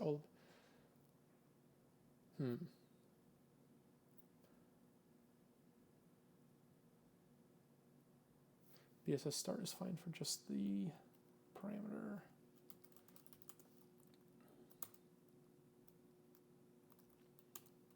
It says it needs it for immediates here. I don't know if I need to be loading the address of this guy. BSS start is used undefined symbol, right? So what did the linker call it, right? Is I just put some crap in there. Link.ld. So it's called. Is that not what I put? Undefined symbol BSS start. You're gonna end up returning null. Oh, a load. Okay.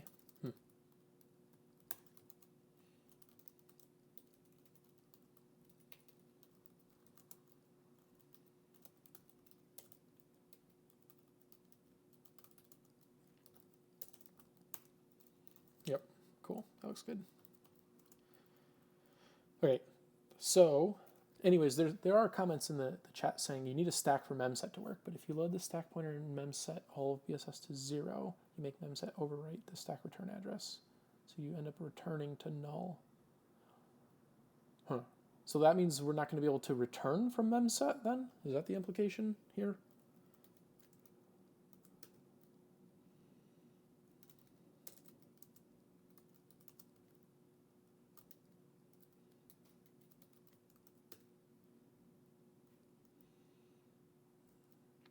And then here's where we need to do our subtraction, right? So I think what we're going to do, another issue here is we might end up overwriting R0 is where we've been keeping our, but I think that's fine because we used it already. I think it's good.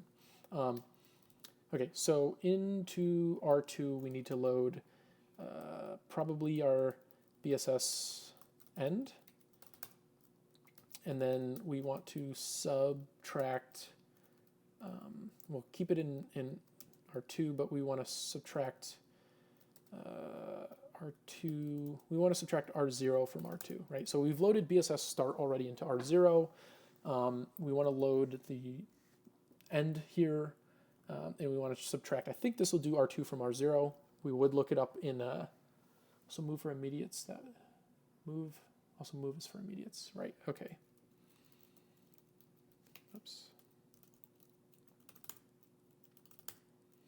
Right, so then eventually we're going to want to do a branch and link to a memset, right? So, I'm curious, will this even link?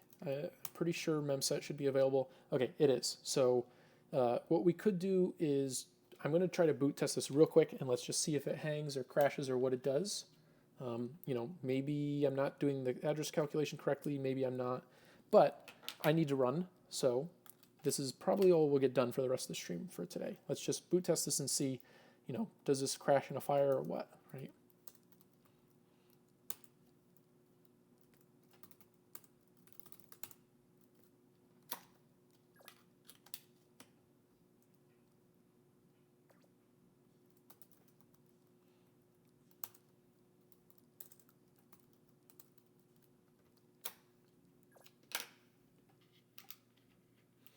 And just because it doesn't crash doesn't mean that it's not scribbling over a region of memory that we really should not be, right? So I don't know. Let's see here.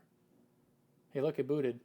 Okay, so it looks like at some point, I mean, can't guarantee it's working correctly. I think we'll figure out the hard way when we actually go to use variables in BSS and find that they're not actually mapped or initialized correctly or what. So anyways, thanks everyone for attending. I really need to run. For us, it's dinner time here. Anyways, thanks so much for attending. And if this was fun, let me know, and maybe we'll do this again sometime, because I definitely enjoy it for sure. So yeah, I don't set the stack pointer. We'll follow up on that kind of thing, but I got to run. So all right, thanks for attending, everyone. Sorry I don't have time to stick around for questions, but I'll see you later. Yeah. All right, see you.